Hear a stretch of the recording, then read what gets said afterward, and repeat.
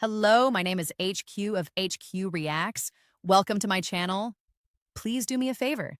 Hit the like button, share the stream, and click the notification button for new content.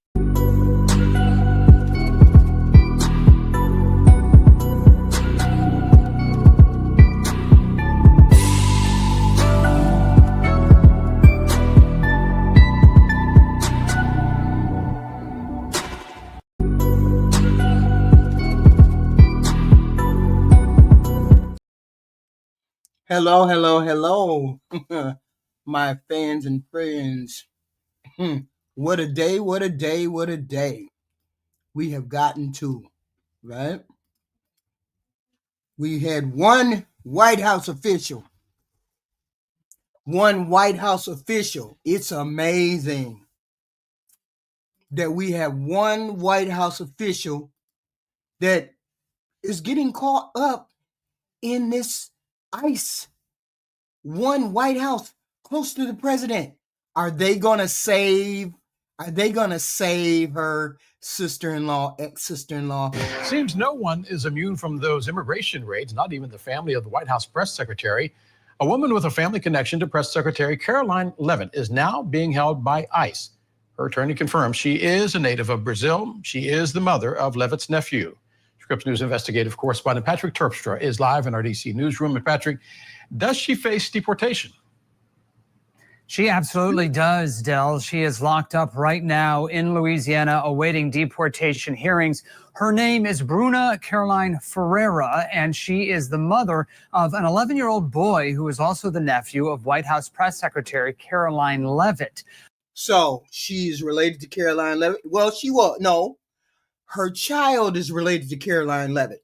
Now, does that mean that seeing as how she overstayed her visa, this lady overstayed her visa 19 years?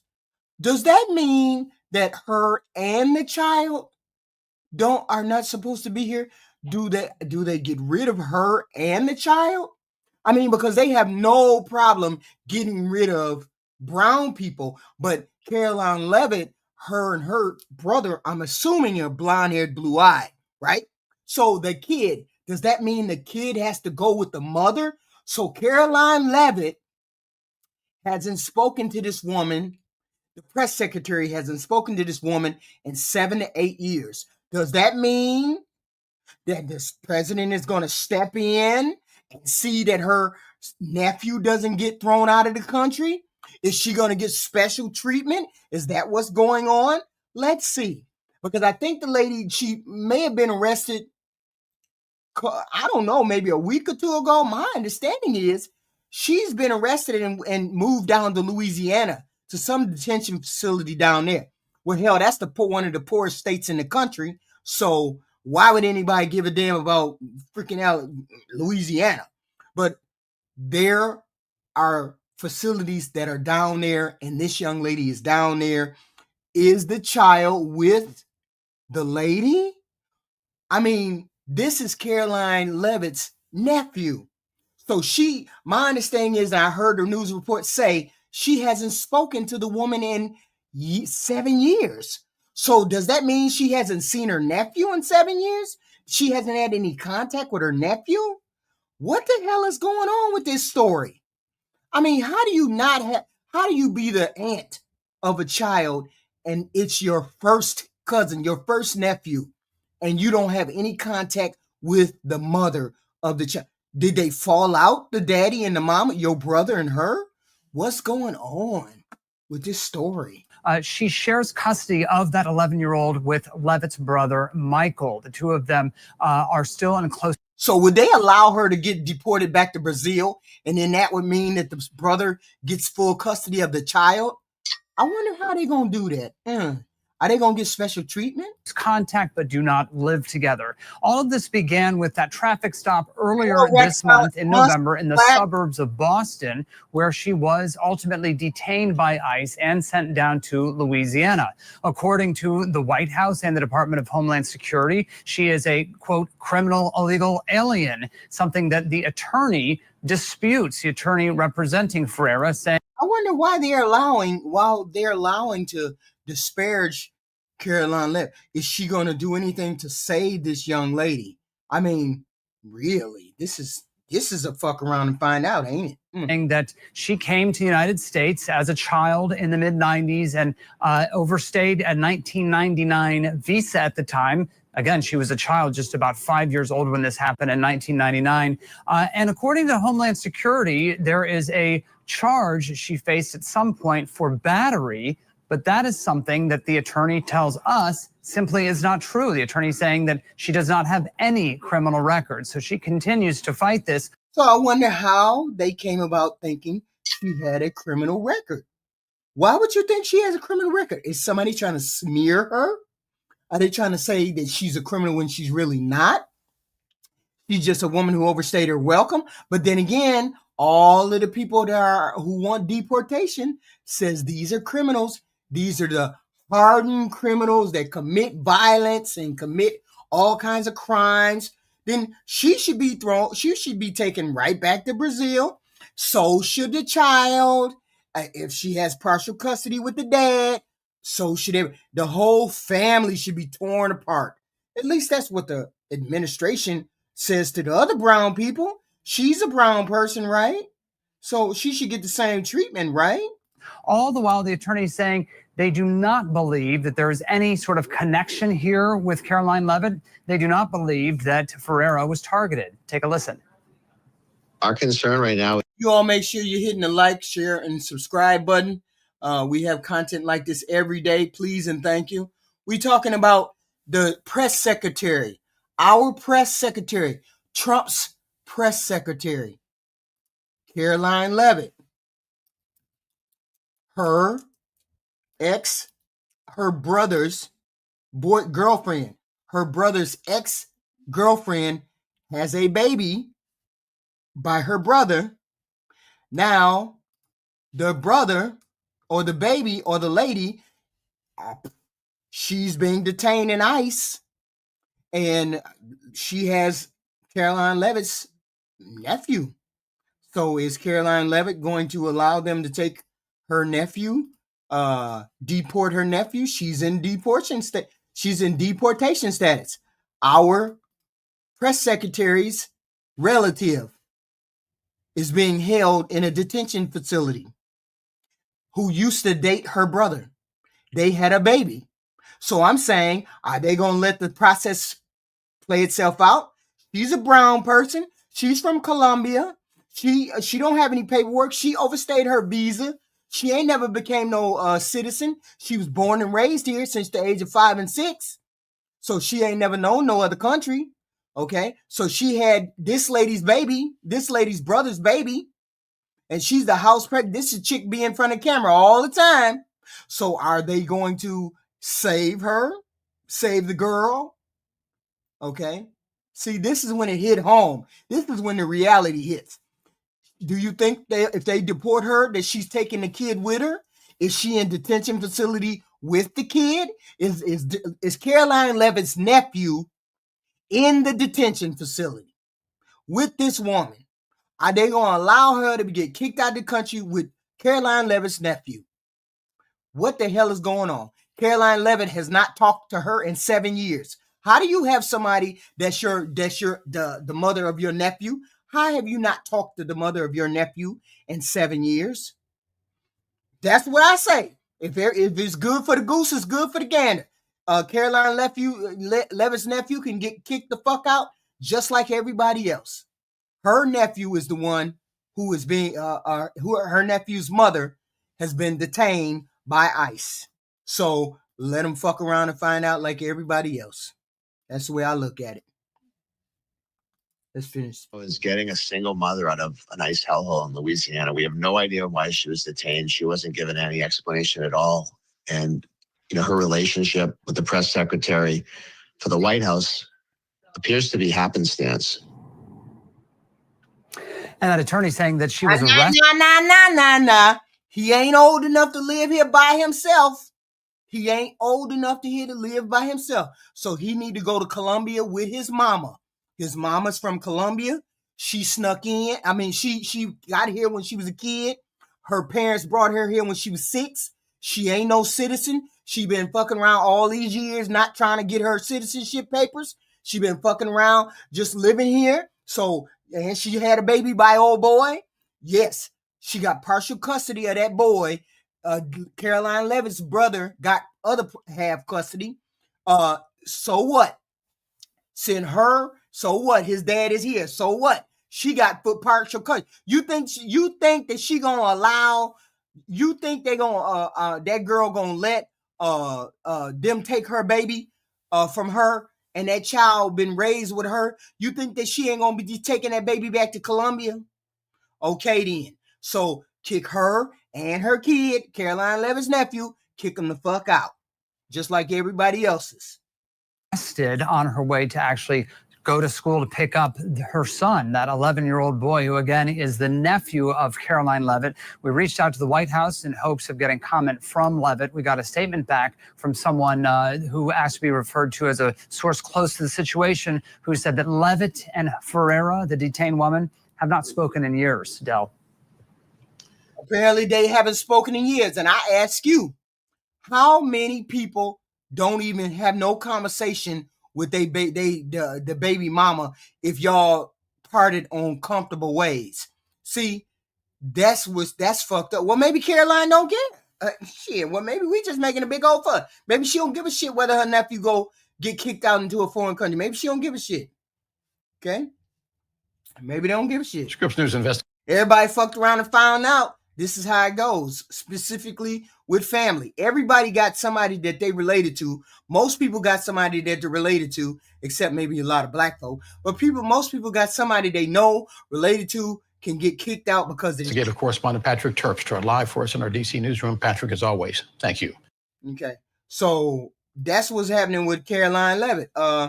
Family member is detained down in Louisiana. The mother of her nephew. She hasn't spoken to the mother of her nephew in X, Y, and Z. So apparently that's not a concern of hers. And she is saying, who cares?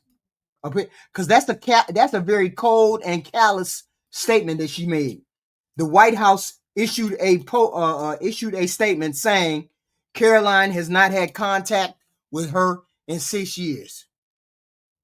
How the hell you gonna say some shit like that? Okay. And that's your nephew. Okay. Now, we go on to our next story. Our next story is about Afton Ben. Afton Ben. Her name is Afton Ben. Afton Ben. Oh, Afton Bain. Okay. Afton Bain. She is running for a congressional district in Tennessee, number 7. So this is going to be a very, very, very interesting race right here. Afton Bain. She's running as a Democrat for Congress in Tennessee. Afton, good morning. Welcome to CNN This Morning. Thank you so much for having me. Okay, so I feel like you're among the younger generation that is trying to run for some of these new seats. And we were looking at our polling earlier, and it found there's a good number of voters in the Democratic Party who are actually like their satisfaction with who they have. It breaks down by generation. Some of the older voters are like, I'm fine with this. The younger voters are complaining. How do you win over that older crowd? I think the energy is palpable. I think the electorate wants to see young voters, young leaders lead this charge. They want to see us usher in a generation of prosperity. They want to see us take charge, elbow our way into the table, and to really be vocal about the issues that are affecting us. This country has been full of broken promises and a lot of unfulfilled commitments. Young people are suffering, and we've had to figure out how to resist and organize against that. And so now we really just want to seat at the table. Do you feel pushback in the establishment? I mean, things may be better for you in Tennessee, but if you look at, say, I think the special election, you had Deja Fox lose in Arizona. David Hogg had a big falling out with the DNC. Where do you stand on something like this, where he's saying, look, we should actually primary those folks who we think should be out? If she wins that race, it's gonna be a hurricane that go through this fucking that freaking House of Republicans if she wins this seat, this Tennessee seat. If she wins, this Democrat, okay, they scared she gonna win this this seat. If she wins this seat in Tennessee, it's gonna be a bloodbath for you Republicans. It's going to be because deep red Tennessee, and she wins, and she's a progressive. She's a progressive Democrat. If she wins that seat, it's over for you Republicans. And there ain't no Republicans coming. Ain't no Democrats coming out of no freaking Tennessee. And this is the thing. If she wins, her name is Afton Ben or something. It's really hard to pronounce. But the voting is on Tuesday. And so she is down by 2 to 3 points. Ain't nobody got to be scared. I ain't got to be scared. I'm optimistic. I don't know what y'all do. Y'all got to be upset as Republicans. Y'all got to be upset. Nobody else got to be upset. But this is a deeply red state. And if she swings it, see, here's the thing. Donald Trump won Tennessee by 20-some points. 20-some points. So if this girl pulls off winning a Democrat in Tennessee, it's over for you Republicans. I don't care what you do, it's over for you if she wins. And even if she get within 2 points, it's still over for you Republicans. Because ain't no way she should win nothing in deep red Tennessee. But if she get close, it's over for y'all. And that's the whole thing. That's the bottom line. All the analysts say that if she get close, because she's within 2 to 4 point more margin of error, it's gonna be over. And so I'm keeping an eye on this. I'm keeping an eye on this race because it's sad that we have gotten to the point where we have to blow out Republicans to let the world, the country, and the electorate know that we do not want Donald Trump's agenda. It's a damn shame that we have to show the world. People have to show the world that they do not want this agenda that is going on with Donald Trump.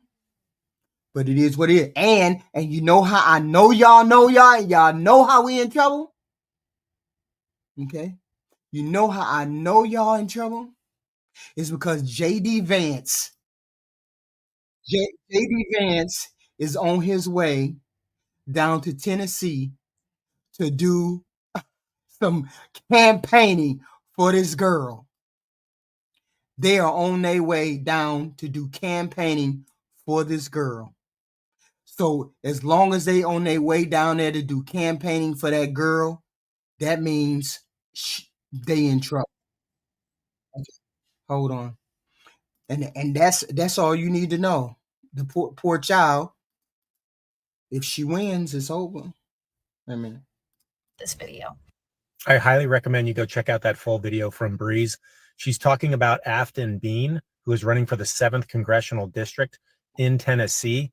That election is coming up December 2nd, and she's running against Matt Van Epps, who is Trump endorsed, Trump backed, Trump supportive, you name it. He is deep MAGA. She's running against him, and if she loses and he wins, it cancels out the Arizona vote, which we've been waiting on with Mike Johnson. So it's likely that we will not get the discharge on the Epstein files. So if you know somebody in Tennessee, if you know somebody around Nashville, the 7th district, even if you're anywhere in the world or the country, just try to broadcast this out, share it, make your own videos, push it around to get to people in Tennessee so they know how important it is to vote for Afton on December 2nd. That's coming up. So check your registration, make sure you're all set, where you're going to vote, and then go vote for Afton. That is what is going to unlock the Epstein files as soon as this shutdown is over, right? And they're hoping if they last that long and keep it shut down, that Van Epps, who is a Trump stooge, will win, and then they don't have to worry about it anymore. So this is coming up now. And another woman won in Arizona. That one lady, she won in Arizona. So this is a mute video. But if she does still win in Tennessee, she does still win, it's gonna be hurricane. Election night here in Tennessee as thousands head to the polls in District 7, the congressional primary. And we now know the candidates who will face off in December's general election. Fox 17 News' Hope Salmon joining us live in Clarksville, where both winners. I don't even know if we got the results yet. I don't know whether whether the results have come in. I don't know. I haven't seen them say that she won. Maybe she lost. Maybe it's a matter of maybe they got to continue counting and do whatever. But she's the one that we hope can get that seat. But then again, it could be somebody else. Who knows? They might still be counting because they're afraid that she may win. She may have won. Wait a minute. I'm waiting for. Who am I waiting for? Oh, the president. President Donald Trump. Hold on. There won't be any kind of ACA subsidies done because the president squashed that. He squashed that. So we won't be getting any kind of subsidies. If a Republican says that they're going to do it, they're lying because the president just said he's not doing it. Hold on, the president said he ain't doing it. So on the press. What would you like to know today? Could you start off by telling us the latest with Russia and Ukraine? Are you expecting Zelensky to come visit you? We're having good, I don't know, he would like to come, but I think we should get a deal done first. We're having good talks. We started with Russia, having some talks with Russia. Ukraine is doing well. I think they're pretty happy about it. They'd like to see it end. And we won't know for a little while, but we're making progress. Oh, yeah, I was thinking that. I'm sorry. 8 wars. I was like, wait a minute, it ain't December. Okay, yeah, okay. It happens next Tuesday, Wednesday. And I thought this would be one of the easier ones because of my relationship with President Putin. But this is probably one of the more difficult ones. There's a lot of hatred. You said there were some disagreements that were still left to be. Yeah, a few. Can you tell us what those are? Well, it's just the standard things, but people are starting to realize it's a good deal for both parties. If they got to stop the war, they're losing a lot of people, a lot of soldiers, mostly soldiers. In that 28-point plan that was originally leaked, there were some portions of that that said that Ukraine. Well, that was an original proposal, and then from there we went back and forth. So when it comes to ceding land to Russia, is that still on the table or is that changed? Well, they're talking about going land both ways and trying to clean up a border. You know, you can't go through the middle of a house, you can't go through the middle of a highway. So they're trying to work something. It's a complicated process. It doesn't go that quickly. What about the U.S. security guarantees and... Well, we're working that out with Europe. Europe will be largely involved in that. We're working that out with Europe. Europe really wants to see it end if possible. Talking about the Ukraine war. Talking about the Ukraine war and that shitty 28-point plan that they try to pass around, which was really Putin's 28-point plan, and the White House tried to pass it off as theirs. Republicans who felt that the first 28-point plan was too favorable to Russia. Have you changed Well, that was just a map. All that was is a map. That was not a plan. It was a concept. And from there, they've taken each one of the 28 points, and then you get down to 22 points. A lot of them were solved, and actually very favorably solved. So we'll see what happens. Do you think that Ukraine was being asked to give too much land back to Russia? I know at one point you said they shouldn't have to give any back. It's really up. Look, the way it's going, if you look, it's just moving in one direction. So eventually, that's land that over the next couple of months might be gotten by Russia anyway. So do you want to fight and lose another 50, 60,000 people? Or do you want to do something now?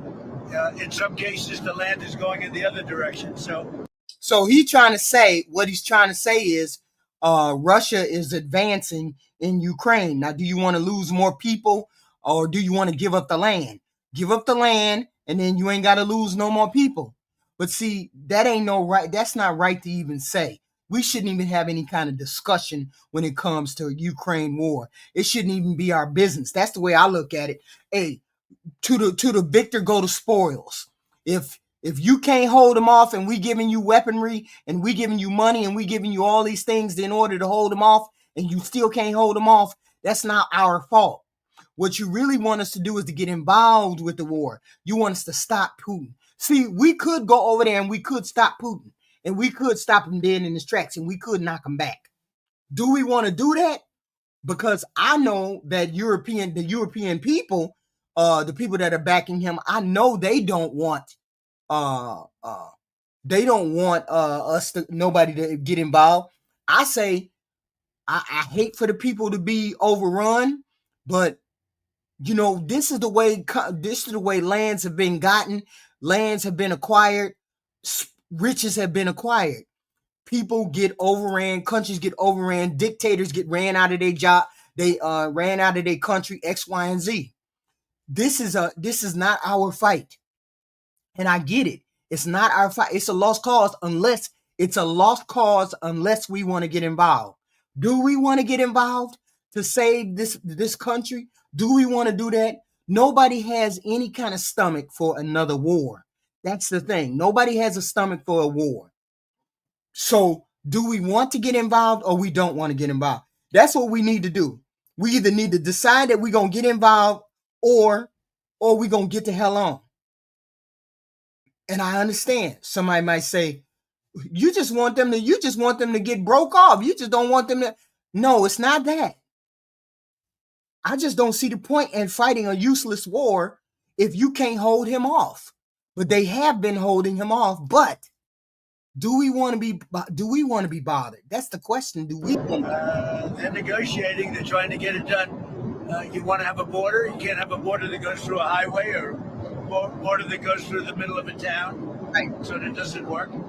So it's a long, complicated process. And very, very sad because so many people are being killed. What's the next step?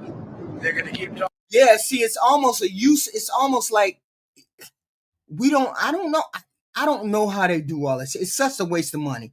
I mean, it's such a waste. I don't want to say human life is a waste. Human life is not a waste.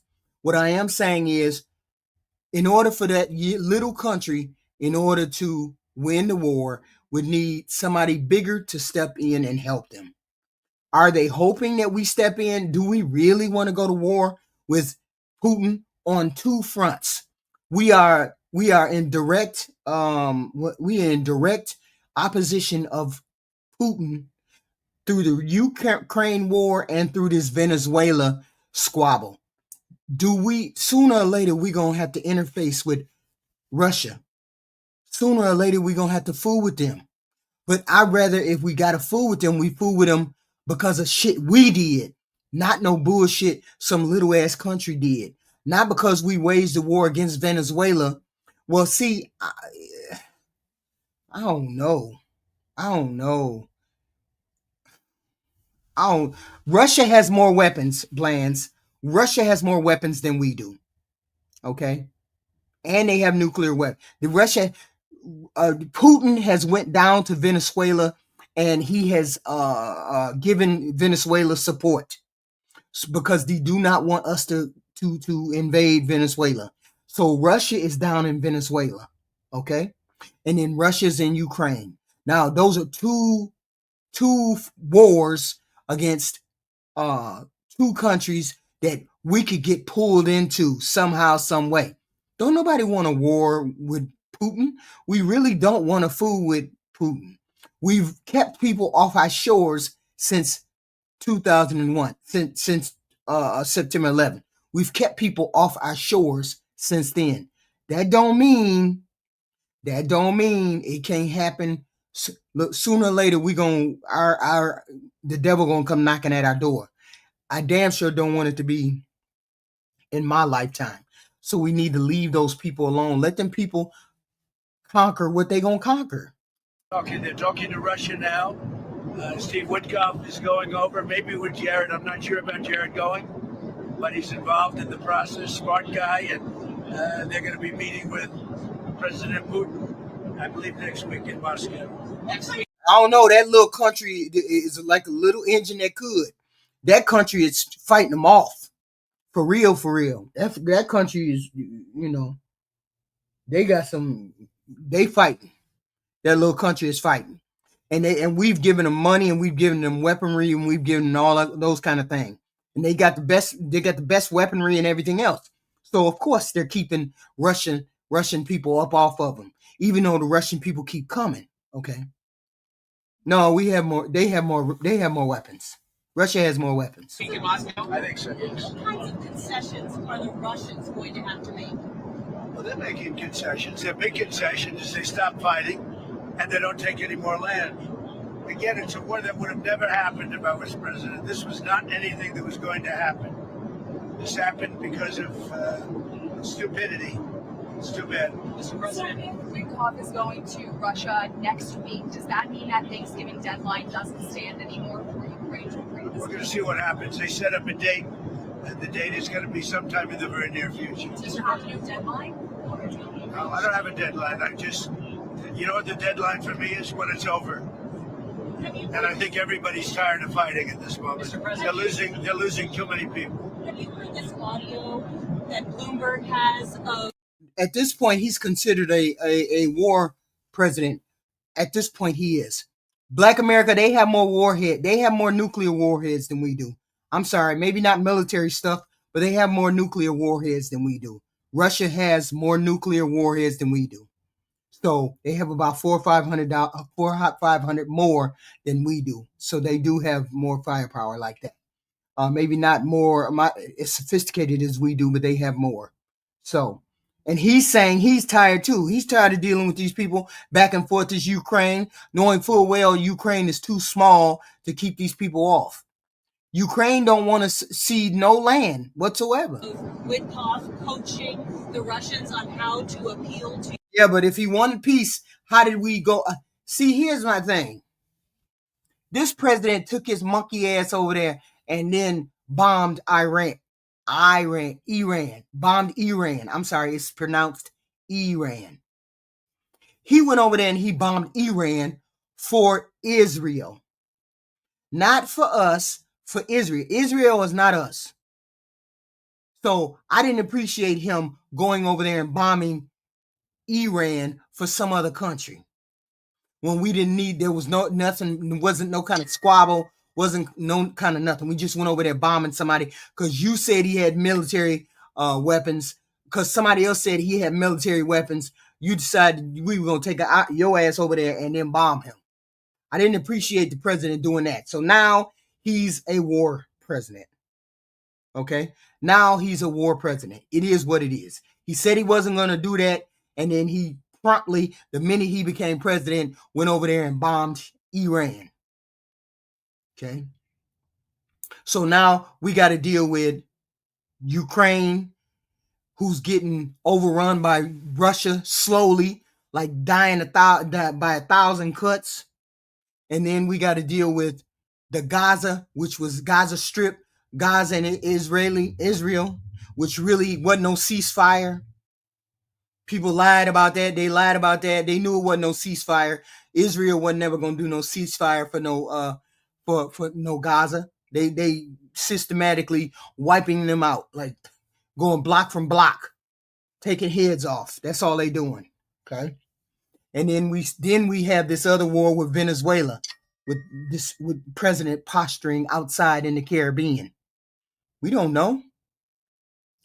Right now we are at the head. We at the head of 3, 4, 5 different wars. Okay? 3, 4, 5 different wars that we shouldn't even be. We shouldn't be in any kind of war. Yes. And it's even more so. So now they got permission to make it a parking lot. Let them make it a parking lot. This president allowed it, so it is what it is. Okay? And and we are doing the bidding of as far as I can see, Israel, because we had no business going over there bombing Iran. We're in the middle of this Ukraine because Zelensky keeps coming over here asking for help. So now we're in the middle with Zelensky and Putin.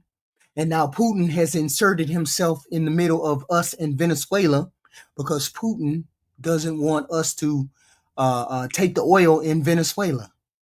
So now we're on the cusp of 3, 4, 5 different things that we have no business being in. This is a war president. This president inserted himself into it. He told us that he was not going to be a war president. He told us he wasn't going to do that. And what did he do? Promptly threw his monkey ass in the middle of 3, 4, 5 different fights. Well, I haven't heard it, no, but that's a standard thing, because he's got to sell this to Ukraine. He's got to sell Ukraine to Russia. That's what a deal maker does. You got to say, look, they want this. You got to convince them with this. That's a very standard form of negotiation. I haven't heard it, but I heard it was standard negotiation. And I would imagine he's saying the same thing to Ukraine, because each party has to give and take. So you're not worried that he's... I need you, Virgil, to come up with some kind of clear-cut answer, because you watch the news too. Do you live where these places are? Because if you don't live where those places are, then you don't have any more information. He's not ending anything. Y'all dumb as hell. How do you end it? He can't end it, dummies. Man, y'all be just saying stuff. Too pro-Russian. No, I think, look, this war could go on for years. And this war can go on for years. Are you goofies listening? Russia's got a lot more people. Got a lot more soldiers, So I think if Ukraine can make a deal, it's a good thing. I think it's great for both. Frankly, I think it's great for both. But Ukraine's got a much smaller... Get your dumb ass. Get your ass out of my chat. You can't put any kind of thing on the table that says anything different. Yeah, he's for Trump. He's one of those idiots. It's a much smaller group. Think they know everything, just running them out. Anybody who say Trump 2028, 2029 is an idiot, because they're about to get slaughtered. People, they've lost a lot of people. Russia's lost a lot of people, but Russia has a much bigger pool of people. Mr. President, are you planning to unveil a healthcare plan anytime soon? No, the healthcare plan is dead on arrival. This president is not doing anything regarding the healthcare. They're just going to allow, they already cut healthcare. They already cut the subsidies. They already cut everything.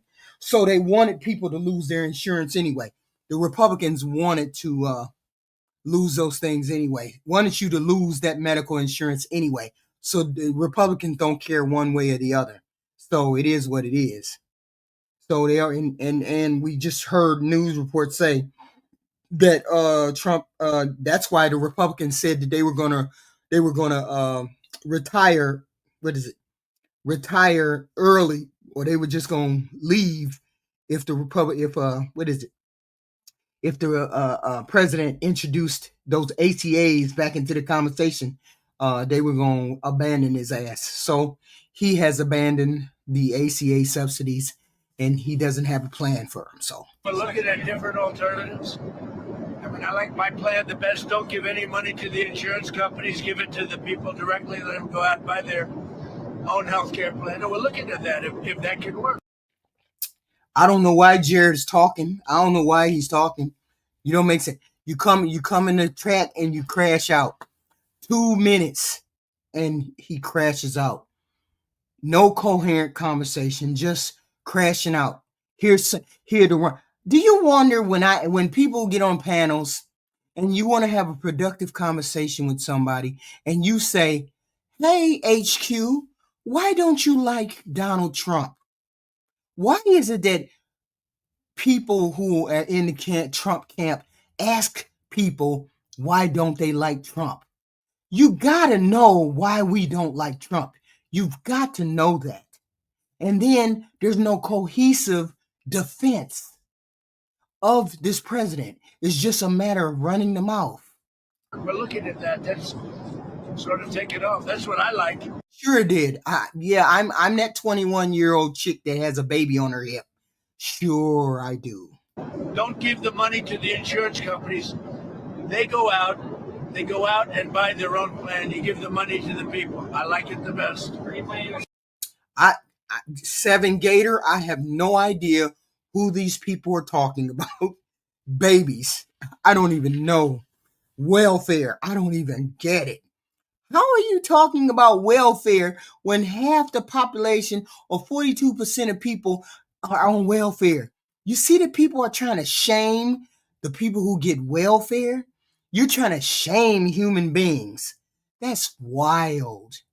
You all hit the like, share, and subscribe button. We have this content every day and commentary going along with it. We're listening to the president explain his positions this week. Extend those subsidies, I'd rather not. Somebody said I want to extend them for 2 years. I don't want to extend them for 2 years. I'd rather. Well, Seven Gator, I don't know whether it's 80%, but it's a fair amount. It's definitely a fair amount. Wait a minute, hold on. It took 2 minutes. Send them It took 2 minutes. And maybe some kind of an extension may be necessary to get something else done, because the Unaffordable Care Act has been a disaster. It's a disaster. And I said it was when it first got put in. Unfortunately, we lost a couple of Republican votes and the Democrats voted for it. It's a Democrat plan. And the premiums are going up, and it's the Democrats' fault. But, they are negotiating with me. It's very interesting. They want to see something happen. Who are you talking? Wait a minute. How is he negotiating? When did he negotiate? He knows that if he negotiates with the Democrats, he's going to lose the Republicans in the House. So he knows he's not talking to any Democrats or anything else. He tried to float the idea to the Republicans, and the Republicans said, hell no, we're going to leave you. We're going to retire early. We're going to get the hell on if you introduce that ACA back into the conversation. So now they're on a slippery slope. They're in free fall because they know, the Republicans know they have the House, the Senate, and the presidency. And they know that everybody knows that the Republicans cut the ACA subsidies, that they cut the Medicaid. Everybody knows that already. So they know when it goes up, double, triple, whatever the hell it goes up, it's going to be this president and the Republicans' fault. They know that. America know who cut what. Democrats ain't in charge of jack shit. They ain't in charge of jack shit. So it is what it is. Why do you hate half the country? What do you mean, why do I hate half the country? Why does the other half hate? Why does 2/3 of the country or 1/3 of the country feel as though their agenda is the right agenda for the rest of the country? This is what we keep saying. We keep saying the rest of the country does not want what this president is doing. It's not a matter of hating half the country. You all, Republicans, MAGA, you guys hate us. Every time you open your mouth, you crash out. What about abortion? What about trans? What about gay? We hate gay. We hate trans. We hate abortion. We hate brown. We hate immigration. We hate Muslims. We hate Sharia law. We hate blacks. We hate. Every time y'all jump into the conversation or the damn chat, that's the first thing we hear. We hate gay. How y'all don't know what a girl is? How y'all don't know what a man is? How y'all like people being in the bathroom? Every time y'all get into a chat, it's something that you hate. It's not us Democrats hating you. It's you all hating the rest of us. Please get it correct. I can't tell you, but we have a lot of Democrats want this plan to happen. They would love to see the money go to the people and the people go out and get their own health care. And there would be nothing like it. Are you planning to replace cash? Crashing out already. Syndicate leader. Crashing out already. Patel as No, he's doing a good job. Cash Patel? No, he's doing a great job, I think. This week we saw those cases against James Comey and Letitia James tossed out. That's the first thing, develop it. That's the first thing. You see, illegal immigrant Arab suspect. Wow. That's the first thing you all jump into the chat and say. You're an idiot. Everything. I'm listening to your president say what he's saying, and you're saying, I'm the liar. Your president said they cut the ACA.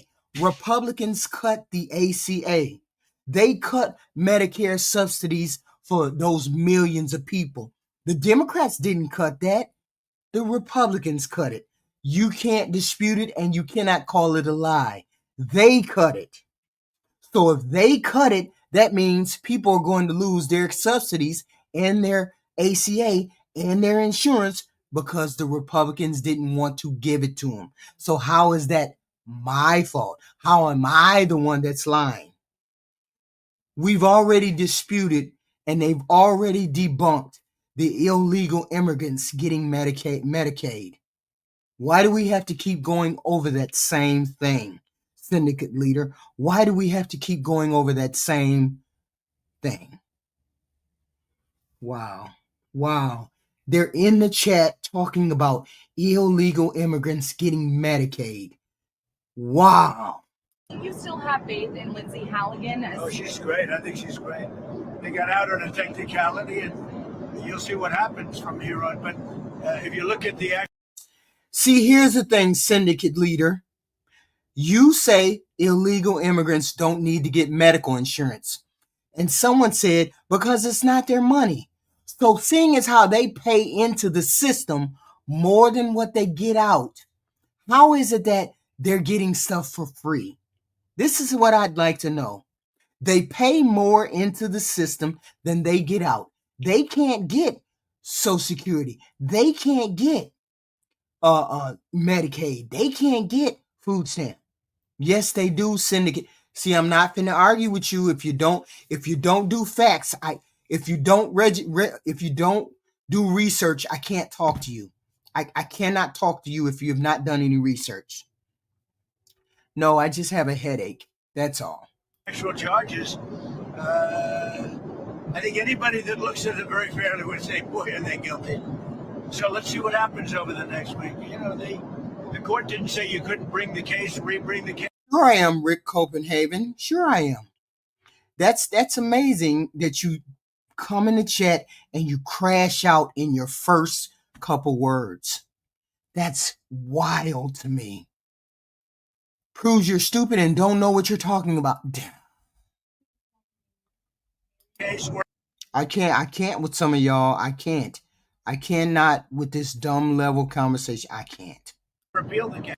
Well, you should be happy to know that our press secretary's nephew is going to be deported just like everybody else's nephew, son, daughter. Because I got him. That's wild. Y'all come in and then crash out. What the hell? You didn't see me say anything hateful. I'm just repeating what the president said. Yes. So they have a lot of options. They're going to call the shot. I'm not calling the shot. But Lindsay's a very talented lawyer, actually. Mr. President, on Venezuela, sir, are you planning to talk to Nicolas Maduro? I might talk to him. We'll see, but we're discussing that with the different staffs. We might talk about Venezuela. Yeah, but we still on the brink. We are still on the brink of them going to war. They still haven't pulled back yet. So, this is what I meant to show you all earlier, but I didn't. I'm sorry. Van Epps's win. The 7th Congressional District stretches along Tennessee's border with Kentucky and Alabama, a deep red region that former Representative Mark Green held since 2018. Now Matt Van Epps is in the running on the Republican side. And thank you to the thousands of conservative patriots across this district who showed up and trusted me with your vote. Afton Bain is a Democratic nominee and will be moving forward in the congressional race. Because of the work we've done, I'm very grounded in the fact that we have run a wonderful campaign. All of these people are here to support me. And we've created a vision of what Tennessee can be.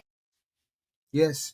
So we are hoping December 2nd, we have to get all of those people out. Hold on. Here's the, this is the thing I need to show you. Our next election, our next readout, a very Republican district. You wouldn't normally talk about this district being at all potentially competitive, except here's what's been happening in recent elections. You know, in New Jersey here, Democratic landslide in the governor's race. But the key was this. Look, Trump had lost this state by 6 points to Kamala Harris last year. New Jersey went up to a 14-point margin. Same thing happened in Virginia. This comes on the heels of what we've had 4 special elections for the House so far this year. And in all 4 of them, the Democrats. Oh, by the way, just because a person is black doesn't mean black people vote for them. The person who lost their race in, I think what was her name? Some weirdo in, what was her name? I forgot. Some weirdo in, what was that race? Virginia, somewhere. She lost her race. She was a black lady, but she was a little goofy, wonky. Yes. The whole point. Virginia, this comes on the heels of what we've had 4 special elections for the House. What was her name? Earl Sears or something. Just because they're black doesn't mean black people vote for them. We normally will look at the issues and then we will vote accordingly. We don't just vote because we got a Republican next to our name like you guys do. We actually fight over our candidates and try to figure out which ones have the policies that we like. That's why the vote for Harris was such a split, because we just don't vote for anybody. Look at Syndicate Leader yet again in the chat talking about trans and gays. Jesus, this is why your party is losing, sir. Please be quiet about gays and trans. Stop doing that. Nobody cares about that. We have bigger fish to fry. House so far this year, and in all 4 of them, the Democrats have overperformed relative to 2024. It's Ken Harbaugh with the Midas Touch Network. December 2nd. Mark it down, especially if you live in Tennessee's 7th congressional district. This is our next test. And I'm going to be honest with you, it is a steep hill to climb. Trump won this district by 22 points in 2024. But the fact that Republicans are now panicking over what is happening here, it's telling. They cannot afford to lose this one. And even if they win, if the margin is single digits, it throws their entire 2026 game plan into chaos. So, President, like I was saying, President Trump won this Tennessee 7 by 20 some points. If this girl gets it down to single digits, she gets it down to 2 or 5, she loses by 2 or 3 points, it's over for the Republicans. It's over. And that's a deep red state. If she gets anywhere in the single digits, this is what he's trying to say.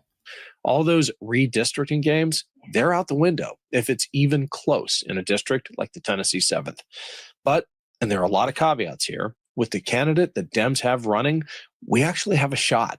Afton Bain is exactly the kind of person we want carrying the torch for us, and she's doing the work. I flew down to the district to talk with her and get a read on the race. Here's our conversation from a bar outside Fort Campbell. I'm here with Afton Bain, who is running for Congress in Tennessee's 7th congressional district. Tell me where we are right now and why it looks so cool. We just did something very cool here. They moved the bottles from the bar, but I imagine you have a favorite Tennessee drink as well. Yeah, I do, of course. I mean, any Tennessee whiskey at home of Jack Daniels, but so we're in Clarksville, Tennessee right now in the 7th congressional district. Clarksville is home to Fort Campbell, which straddles the Kentucky-Tennessee border.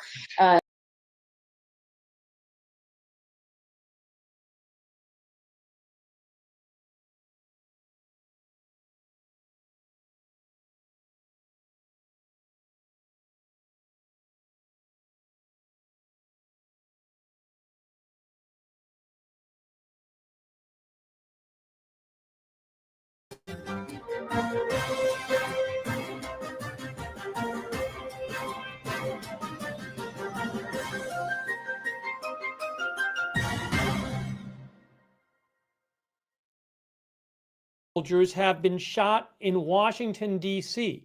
You can see it right there. She just confirmed it. 2 National Guard soldiers shot in Washington, D.C. This is just breaking news. I don't have many details right now, but hang on a moment here. I'm sorry. Just give me a moment. Hang on. Hang on. Hang on. So we are bringing you live coverage here. Hopefully I'll have some video soon for this.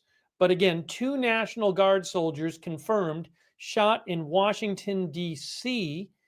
And give me a moment here. That has just been confirmed by, hold on a second here, by Kristi Noem. All right, give me a moment here.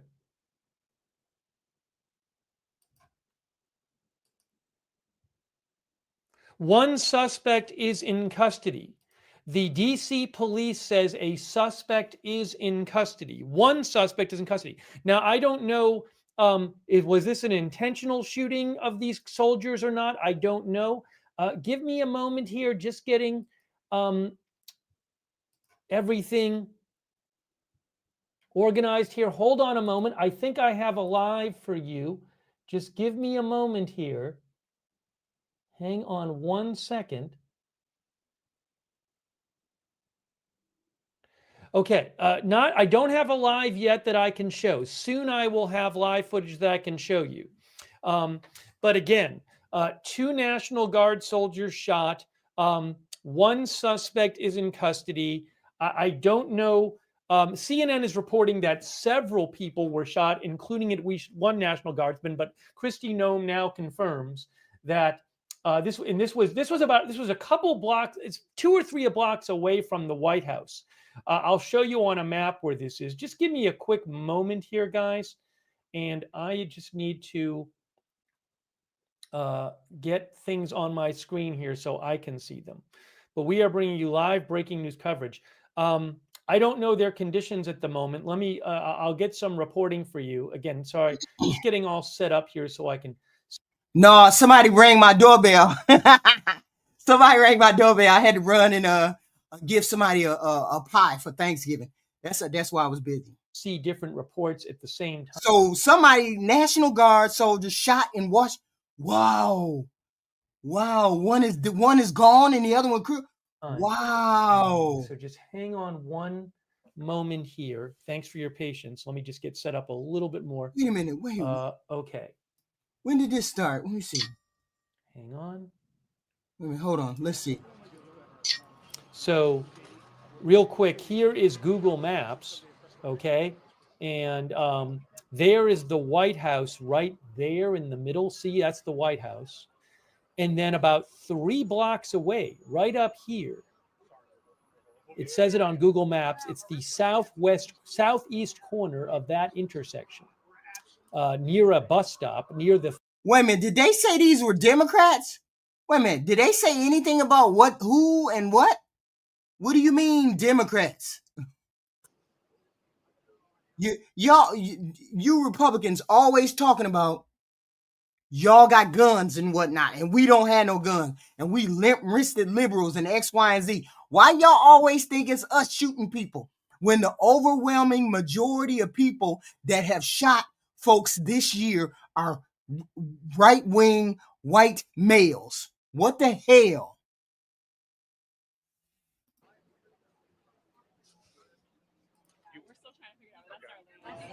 Just give us a standby.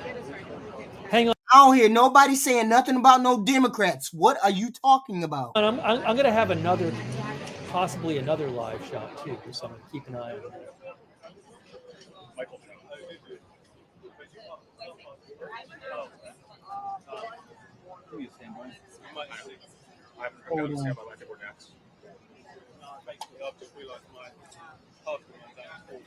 Stand by. To this bus, there's another bus just behind me. Yeah, right now we're standing with Michael Jones. Thank you so Secret much for Service taking police time and to talk to us. ATF I know you police said there, I that see. you didn't quite see who we saw as the Afghan ambassador. What exactly did you say? Very simple word, deadly. She asked me to see it on both sides of Q Street, away from the affairs to us, just to Russia. Excitement and fear. Hold on. Hold on. Let me see what's going on. We're gonna update some more stuff. What's going on? Continues on right there in a digital form. We come back live with some breaking news that we are monitoring outside near the White House. We are learning from the Associated Press reporting right now that 2 National Guardsmen have been shot near the White House. Active investigation is going on right now, and you can see the report there from the AP. Darlene Superville saying 2 National Guard members have been shot in Washington, D.C., and their condition isn't known at this time. We want to go out to the coverage of Fox 5 DC. Okay, so I'm just picking up the coverage. They are on this right now. Let's just show you the vantage point and the scene that you are seeing right now we're hearing from play out in sources DC. Let's listen in from Fox 5 DC. There was reportedly an active shooter near 17th and I Streets. You see DC police on scene. More than a dozen cruisers are there near 17th and I. This is near the White House.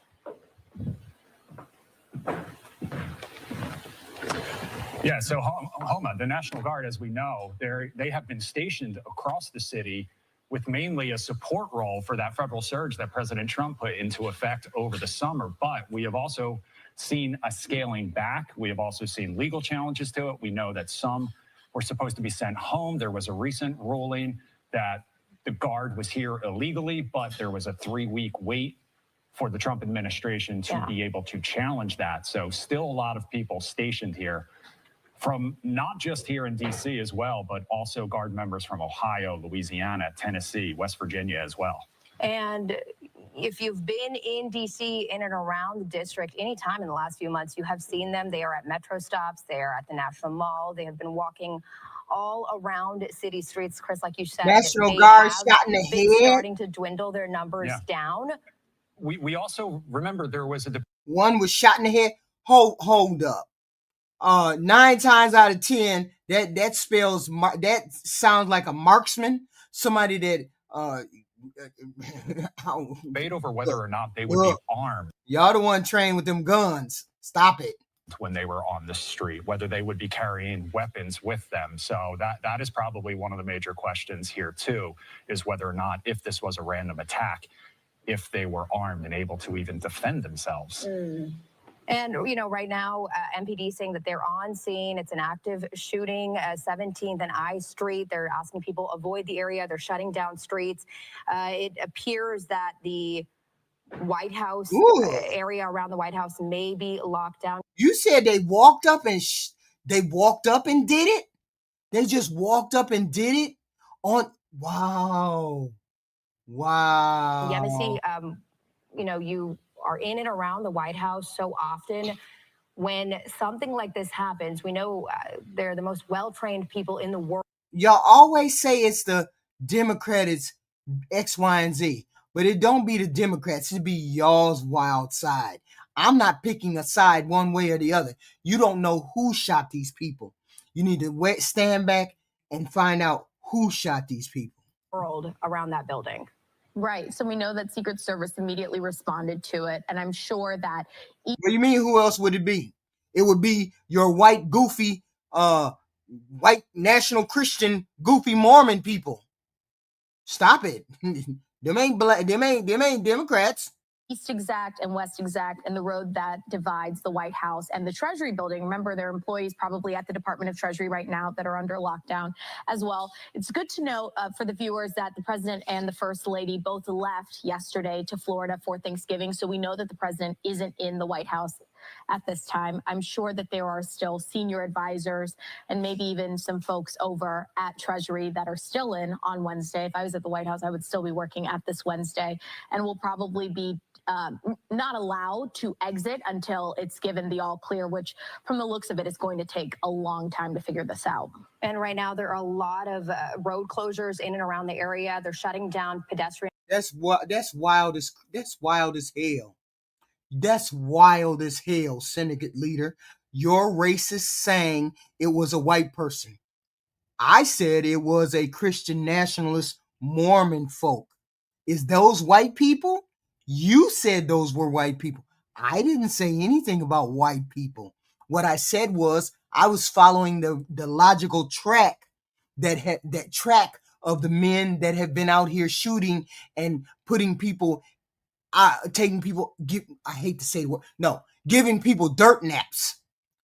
Most of those people have come from religious backgrounds with Mormon backgrounds. So if you say they're white, then oh well, then they're white.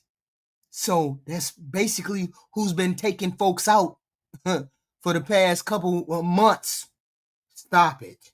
And vehicle traffic between the 500 and 900 blocks of 17th Street. That goes from New York Ave to K Street Northwest and the 800 block of Connecticut Avenue. Thank you, Libet. I didn't say anything about X, Y, and Z. So the whole point is I'm going by the track record. The track record is these X, Y, and Z's have been committing the shooting in X, Y, and Z for the past couple months. You can look it up on the statistics. So if that means that they're white, then that means that they're white. Don't be mad at me because they are white. Okay? Don't be mad at me. So just take it for what it is. From 8th Street to I Street Northwest. So that would be a fluke if they were, it would be way out of the realm of possibility if they were black. But I'm taking it as being, I don't know why somebody say Arab, because I don't even know. This is going to be a very active, very long investigation. We're just getting this information into the newsroom right now, but as of now, the AP is reporting that 2 National Guard members have been shot in D.C. This is, again, just a few blocks away from the White House. And we are not aware of what their condition is. But initially, sources are telling us that there was an active shooter in the area of 17th and I Street. A lot of road closures. Well, apparently you don't know. Apparently you have the wrong info, because this other group of people saying that they were dirt napped. So if they were dirt napped by this other group of people,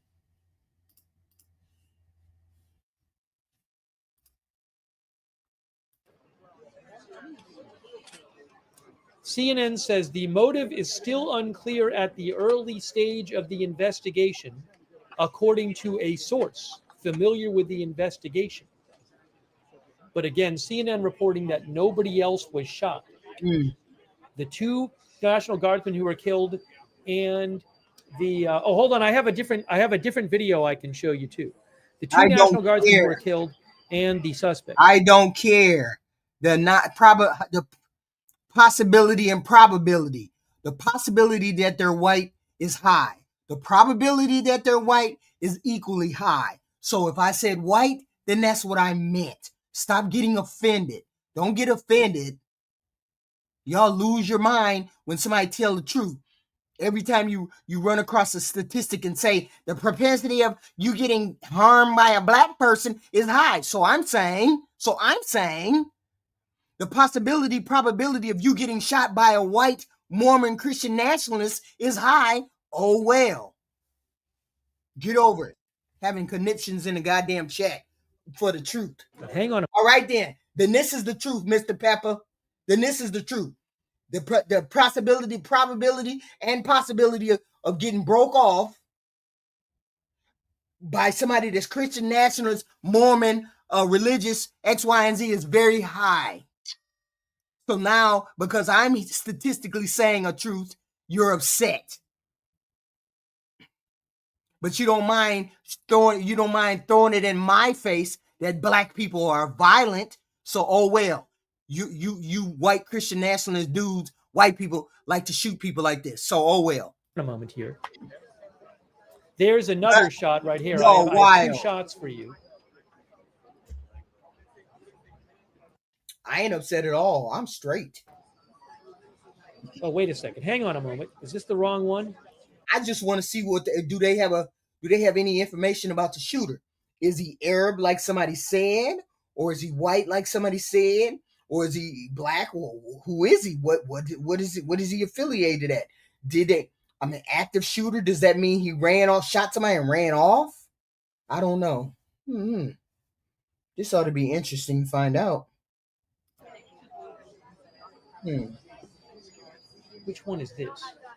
I want to know the motive. That's who cares. I'm sorry. I have to show you a different shot. That was not the. See, that's how I feel when I hear somebody come up with the statistics about black folks.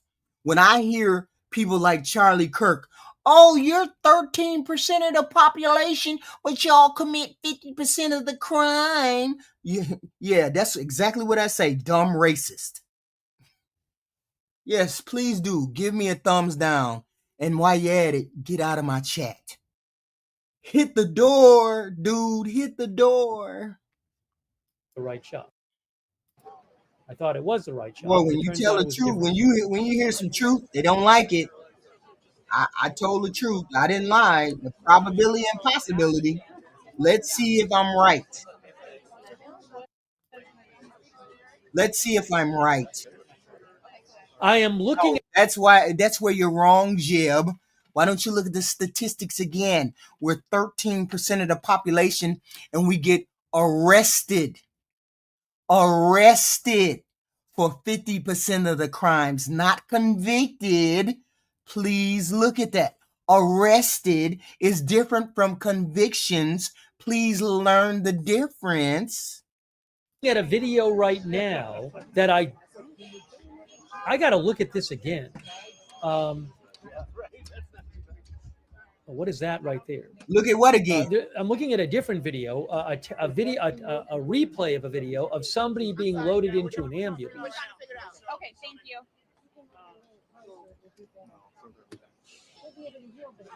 I'm sorry. Okay, we're gonna figure it out. So I'll need to keep an eye on that. I'll have to watch that when I get a second. Yeah, please do. So we can figure it out. So this is on the eve of Thanksgiving. Some idiot decided to pull a gun out and end a couple people's lives for no reason. Active shooter. 2 National Guardsmen lost their lives right before Thanksgiving. Yeah, so I'm not going to show this on the air. I'm looking at a video showing it looks like one of the National Guardsmen being loaded into an ambulance. I'm just not going to, I mean, the person ended up dying, so I'm not going to show that. It's a video of the person on a stretcher being loaded into an ambulance. Good. Okay. Okay.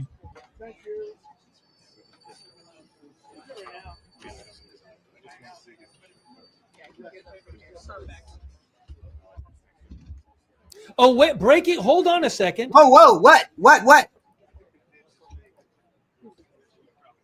Breaking news. Oh my gosh, look at this from the governor. Look at this from the governor of West Virginia, who earlier had posted. He earlier said they both died. Now look at this new post from the governor of West Virginia.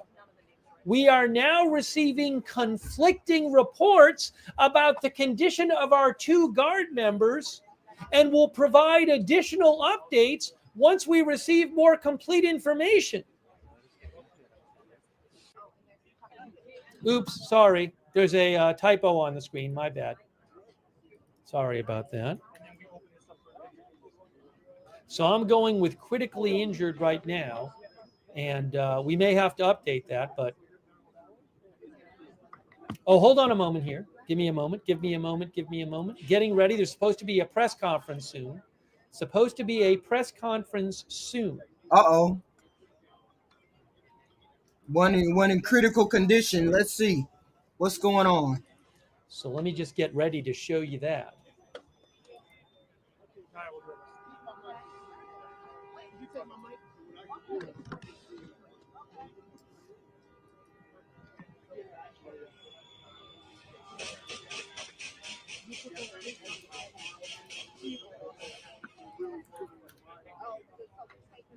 Well, what happens to the where do you cut? There's the shot right there. Okay. Of the here we go. Of the microphones.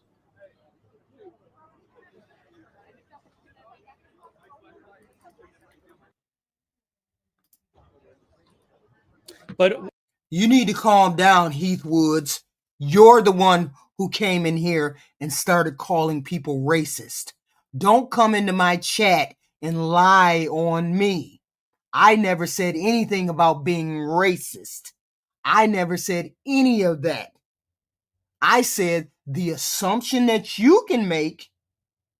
No, I didn't. You lie. You're the one who came in there. I said the possibility, the probability of it being a white Christian nationalist or a Mormon or somebody religious is X, Y, and Z. You all made that extrapolation as to whether it was white or not. And I might have said white because most of the time, most of the reports say it's a white nationalist, Christian, whatever. That doesn't make me racist. So that's the whole point. Don't make me racist. Because you all don't seem to think you're racist when you say 50%. So if you can say 13% of the black people commit 50% of the crime and you're not racist, then that means I'm not racist. That's just crazy. That's just crazy. Get out of my chat. Get out of my chat. That's just dumb. You see how you said you were racist? You see how that me stating those facts makes it racist. That's crazy. Y'all need to grow up. Just because people say facts doesn't make them racist. Because you all said the same. And you see, I can't believe I'm dealing with this dumb shit. They said, Charlie Kirk is not racist when he says all these statistics. Charlie Kirk is not racist when he says these statistics. But the minute HQ says that most of the people who make shots, who do headshots, who do the killing, who do X, Y, and Z in this country, who are usually a Christian, Mormon, nationalist, and most of those people are white, I'm racist because I said that? Shut the hell up. Shut the hell up. If Charlie Kirk was not racist for saying 13% of you guys are commit 50% of the crime, if he's not racist for saying that, then I'm not racist for saying what I did. You guys are crazy. That's crazy. That's crazy. That's crazy. Charlie Kirk is not racist. Okay, then shut the hell up. Just because I mentioned a FBI report that says most of the killing comes from Christian nationalist, Mormon white men doesn't make me racist. Y'all goofy.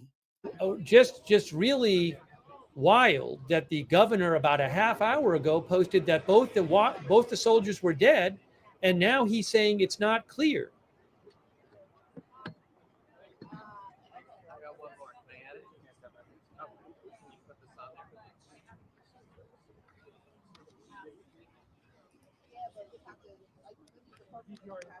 Actually is. And I don't recall me saying he was racist. But yet and still, if I say something about you white folks, any white folks, then I'm racist. How is it I'm quoting statistics like you said Charlie Kirk was, and he's not racist, but I am? Shut your ass up. I'll put both shots on for you. I have two different shots here. So the report is the FBI report. It's the FBI report that Donald Trump ordered to be done. Donald Trump ordered an FBI report to be done. And you know what happened? They took it off the website when they found out that the report said that most of the people who were doing the killing or shooting in the United States were white Mormon males from a religious background. Go to the White House website and find it on there, because it says most of the killing that happens in this country are white, male, religious, Mormon, maybe, or Christian nationalist background. That's what the report said from Donald Trump. And if you would have been listening a couple months, you would have seen that. So when I quote that report, don't get mad at me. Get mad at Donald Trump for ordering the report. Just because I said it doesn't make me racist. And I'm going by the same logic you all had for Charlie Kirk. Charlie Kirk wasn't racist when he said 13 and 50%. So I ain't racist for talking about FBI saying it was white Christian national Mormon men. Thank you very much. Let me do this. Make this one a little smaller here.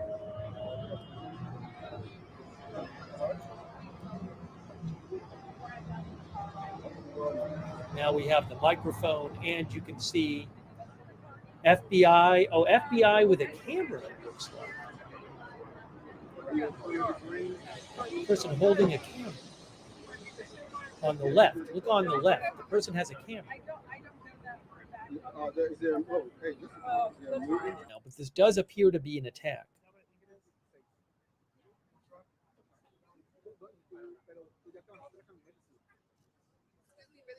The FBI report is the one that said 13%, 50%.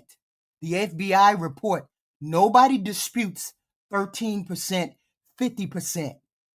50% is 50% arrested, not 50% convicted.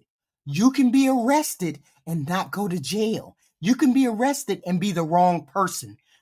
13% of the population gets arrested for 50% of the crimes.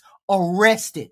Please know the difference. And that was also in the FBI report. Jeez. Hold on. We have a comment from interfere with it.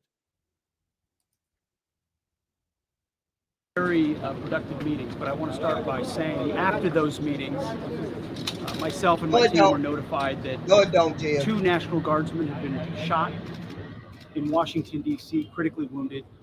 The shooter shot in a cowardly, dastardly act targeting the best of America, heroes willing to serve in Washington, D.C., serve for people they don't know and they've never met because they love their country and their capital and their community.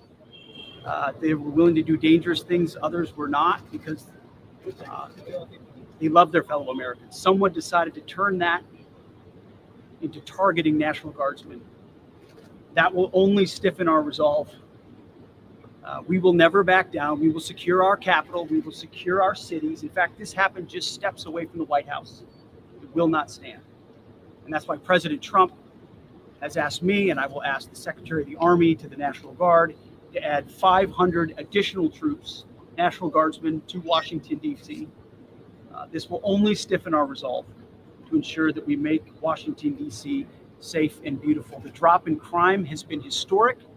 The increase in safety and security has been historic.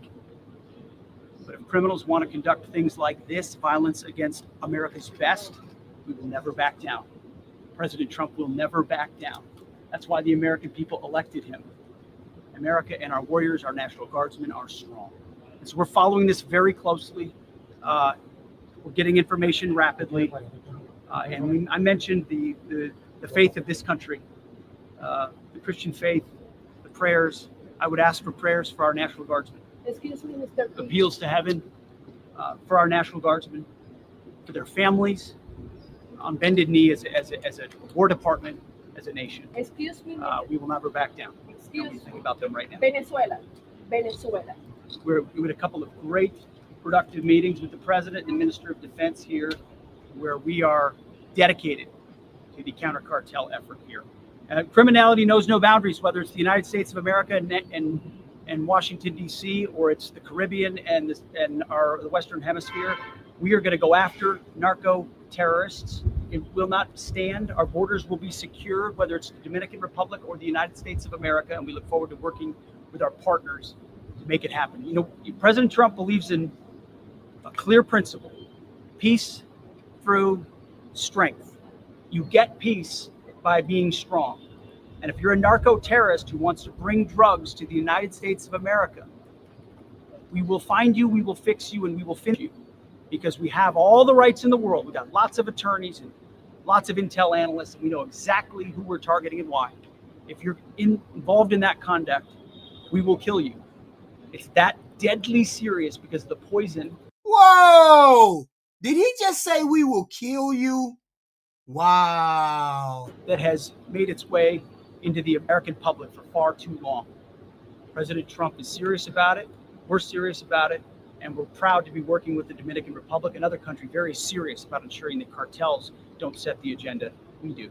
Thank you very much. It's been a great series of meetings. Wow. All right, so that was Secretary Hegseth. All right, hang on a moment here, guys. We're going to get a press conference soon from DC law enforcement, maybe federal law enforcement. I'm not sure, but press conference is getting ready there. We will kill you in DC. Wow. And we are bringing you live coverage. I don't know who's false. Wow.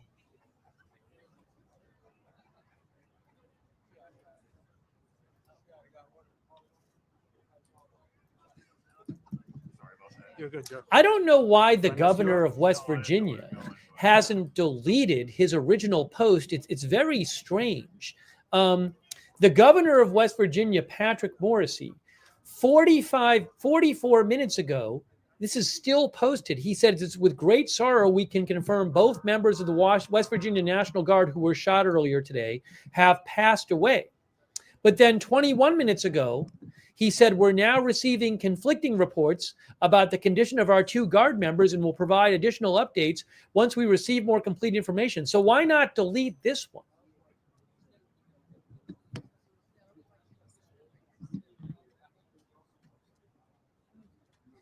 Wow. Still there. They're both still there.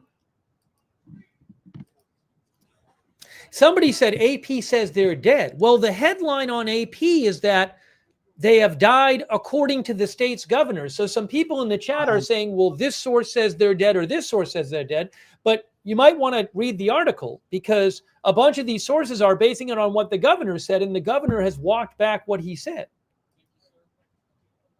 So we don't know right now. Let's hope they're still alive. Sorry. No, you're fine. Check 1, 2, 3, 4, 5, 6, 7, and 8. Dion, you still hear me? You still hear me? Oh, hold on a second. Intel Point Alert just said that Jeanine Pirro said, "May they rest in peace." Now, I don't know that she knows. Jeanine Pirro, Oh, you good with my sound? U.S. Attorney for the District of Columbia. Look what she posted. Check 1, 2, Thanks 3, to 4, Intel 5, Point 6, Alert 7, for 8, pointing 9, this 10. out. Check 1, 2, 3, So she 4, said 5, 6, 7, 8, 9, 10. We good? God bless the 2 National Guardsmen who've been shot and killed. She says they've been killed. But again, is she basing that on the West Virginia's governor's post? Has she seen that the West Virginia governor then walked back his post? I don't know. So she just posted, though, 2 minutes ago, saying they've been killed. But I wouldn't, she might just be basing that off the governor's earlier post.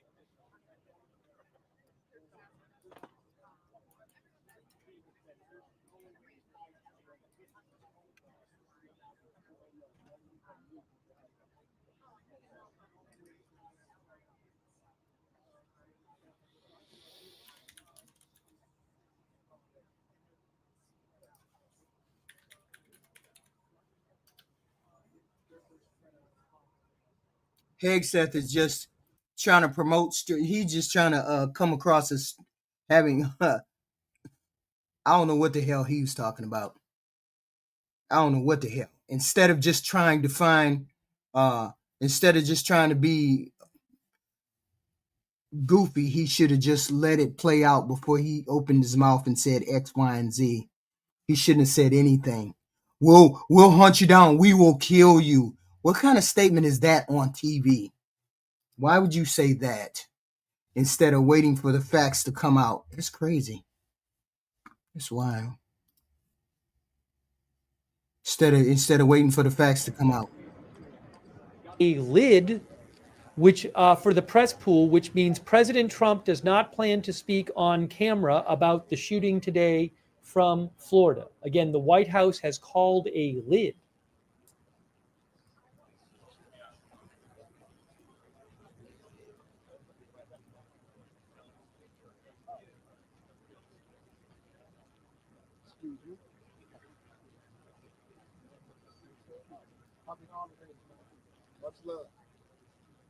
So he's not speaking on camera. Okay.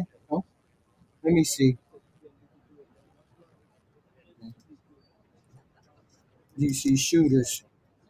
I want some analysis or something. He could post a video about it. I'm not sure. We'll have to see. Well, he won't be doing that, so we won't see. We want to get this press conference, but I wanted to get that press conference.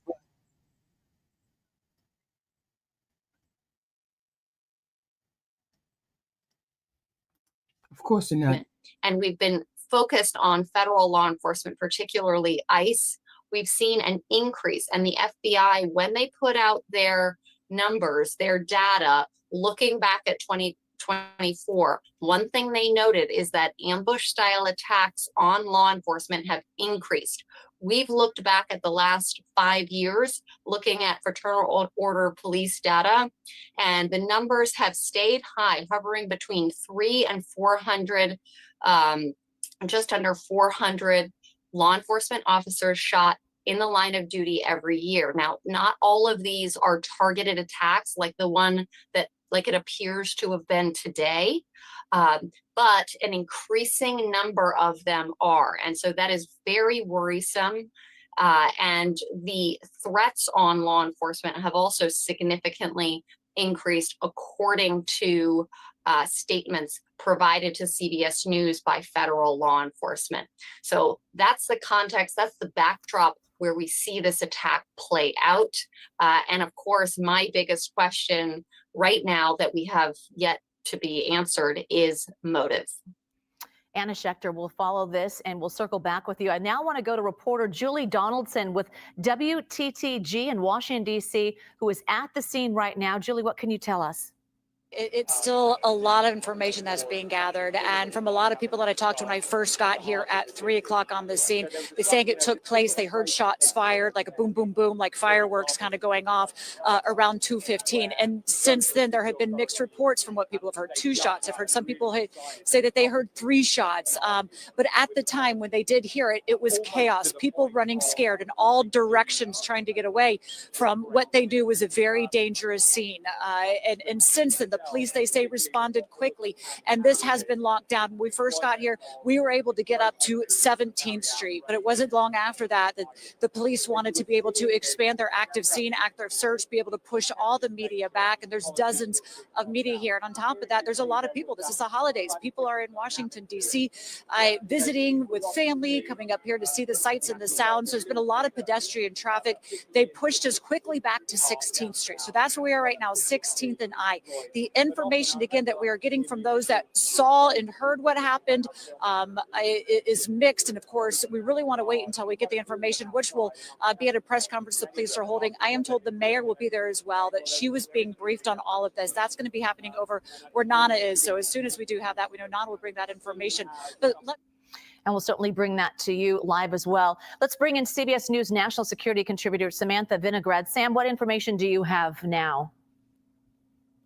Well, in my experience, Lindsay, what we're waiting for in this press conference is to hear any specific details that that law enforcement and the mayor can release about the suspect and the condition of the National Guardsman. In my experience in these moments, the goal is to be transparent with the public about the level of threat that the public may still face, about the condition of those that are injured or potentially killed, and of course, any information about the suspect. We may also hear officials ask for the public's health and gathering information about the suspect and motives. We've seen that play out in other instances like this. So that's what I'll be watching for in this press conference. In this moment, we're all thirsting for information, but there is very little. Based upon the location of this attack, there are and were various federal and local law enforcement agencies that are just regularly on the scene. There are 2 metro stops in just a 4-block vicinity in this area. So Metropolitan Transit Police, Metropolitan Police, U.S. Secret Service, the Park Service, ATF. It's an alphabet soup of law enforcement officials that are both on scene because of this incident and that just regularly exist in this area because of its very prime location in our nation's capital. Yeah, and Sam, National Guard troops, as we know, were in plain sight. They were deployed in D.C. since President Trump issued an emergency order in August.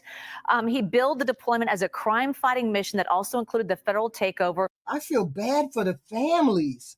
What are the families? My goodness. Thinking that your family is going to come home for Thanksgiving and some goofy idiot decides that they're going to mess up everything. I feel bad. Of local police departments. So National Guard were in neighborhoods, they were patrolling train stations, they were at highway checkpoints. What does that tell you in terms of the presence there? It was near a metro stop and near the White House. Is there any kind of motive or information we can glean from that? We just don't know. The National Guard were deployed to Washington, D.C. under the president's federal authority, Title X. I have seen them quite regularly walking along Massachusetts Avenue at Union Station, at the train station, in and around the White House, in really various parts of D.C. Their deployment to Washington, D.C. under the president's federal authority was certainly very controversial. Right. At the same time, we don't know the suspect's motivation yet and whether he targeted these individuals because they were National Guardsmen. What we do know is that threats against law enforcement and against individuals perceived to be associated with the U.S. government have risen dramatically over the past several years. We've seen that affecting all kinds of different members of the government and the military and law enforcement, the federal, state, and local levels. So while we do wait to hear about the motive, that is a context we're facing, and there remain thousands of other National Guardsmen currently in Washington, D.C., and deployed elsewhere throughout the country. So in the immediate aftermath of an event like this, a big concern for law enforcement is copycat attacks, individuals who feel inspired to act out as they see this play out on their television screens, wall-to-wall coverage of this tragedy.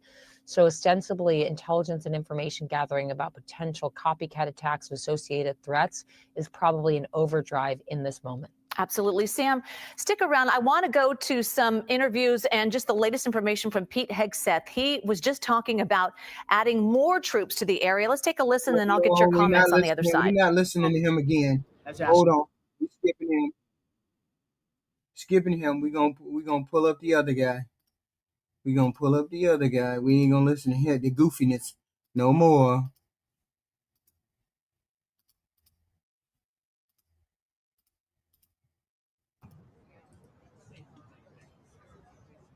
Let's get to the press conference.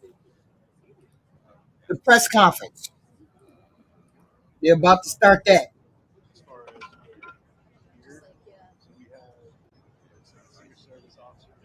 See what they have to say. What update? What press conference?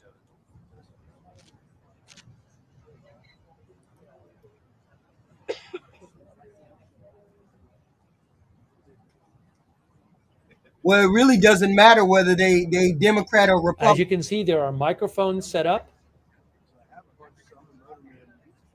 So they're about to talk right here. Okay, cool.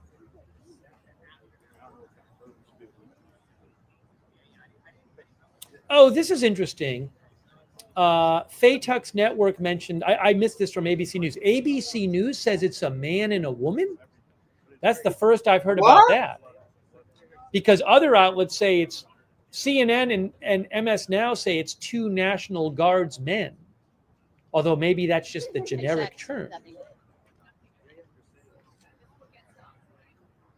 ABC reports it's a man and a woman, the Guard members, and that they're both in critical condition. What? That's the first I've heard of this.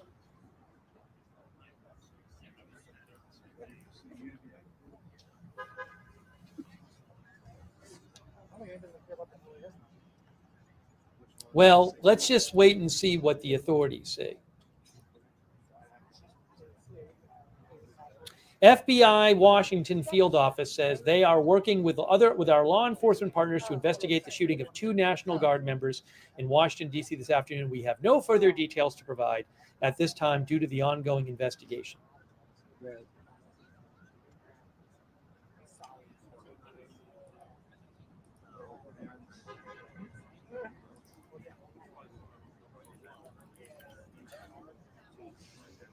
Right.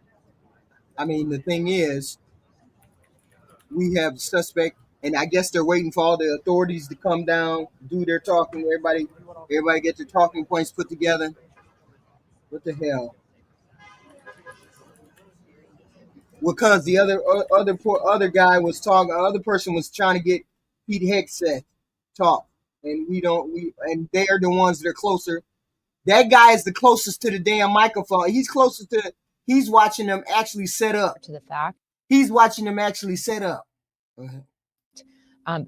Putting more National Guardsmen in DC isn't going to solve for not catching this on the front end, but certainly beefing up security is one piece of the puzzle. Whether National Guardsmen are best positioned to do that job versus calling in law enforcement from other jurisdictions with which Washington, D.C. has mutual aid agreements, that's an outstanding question. Has been, frankly, a source of debate about whether the National Guardsmen are the best positioned to fight the crime that President Trump is focused on mitigating here in Washington, D.C. And as it stands now, a heavy police presence after the 2 National Guardsmen were shot, again, happening just blocks away from the White House.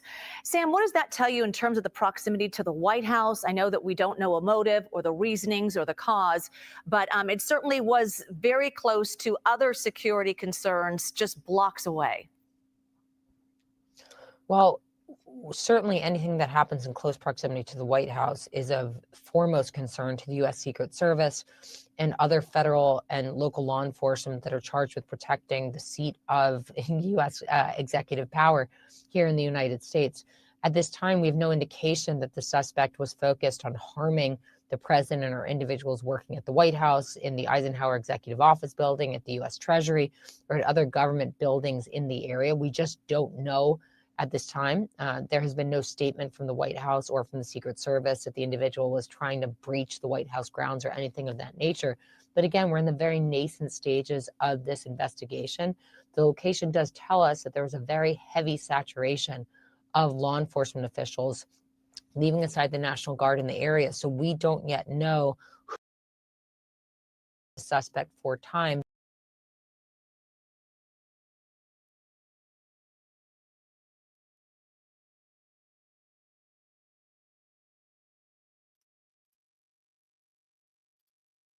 I want to bring in our Jay O'Brien, who's there on the scene. You have some other witnesses, I am told. Jay, I know our photographer, Chris Plater, Jay, was there on the scene getting pictures even of those National Guard members on the ground getting worked on by EMS. Let me know if we can talk to him. Tell me who you've been talking to. Who's with you, Jay? So we've got a number of eyewitnesses here lined up for you. One of them is Chris Kira. We're going to go to him in a moment. But first, I want to bring in Stacey Walters here, a Howard student who was in an Uber when you heard some of these shots. Howard alum. Yeah. You were in an Uber when you heard some of the shots. Is that right? Yeah. Walk us through. So you're in the car. You hear the shots. What happens? I was in the Uber. I heard boom, boom twice. I was looking at my cell phone, and the Uber driver said, "Why are all these people running?" So then I looked out the window, and it was little children. They looked probably about 5 years old on both sides of the street running, and adults. And whoever was supervising the children said, "Go, go, run." Then I heard someone yell, "Help, help," in the direction of the shooting. But I didn't see who yelled help. I don't know if it was the individual who was shot or someone yelling for help for the individual. We're on 17th Street Northwest.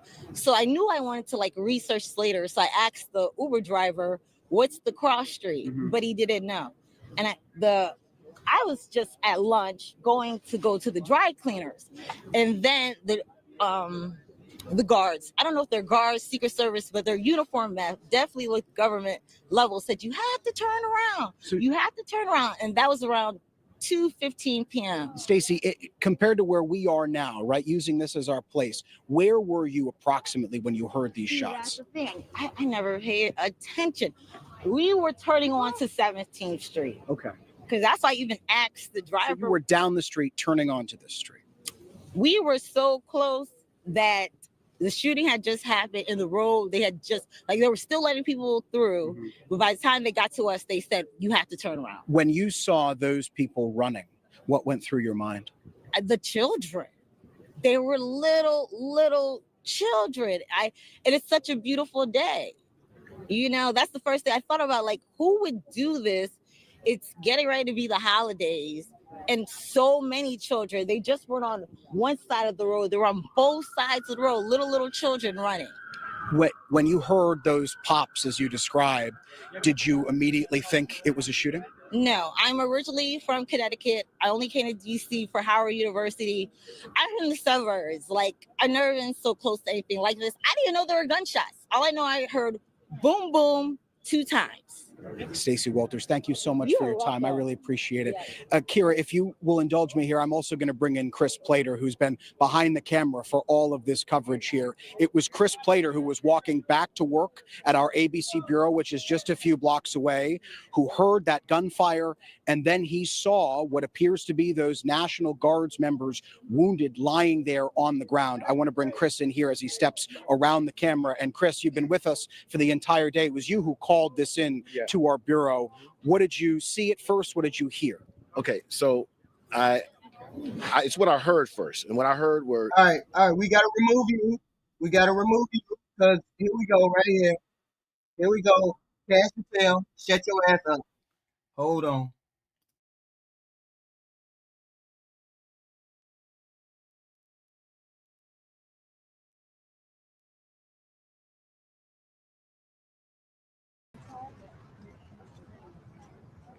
I have 2 shots here, so I'll get you the best audio. Hopefully the audio is good on this one. It seems okay, but I will keep it. If I have to switch, I'll switch the shot. That is FBI Director Kash Patel. Man, he's short.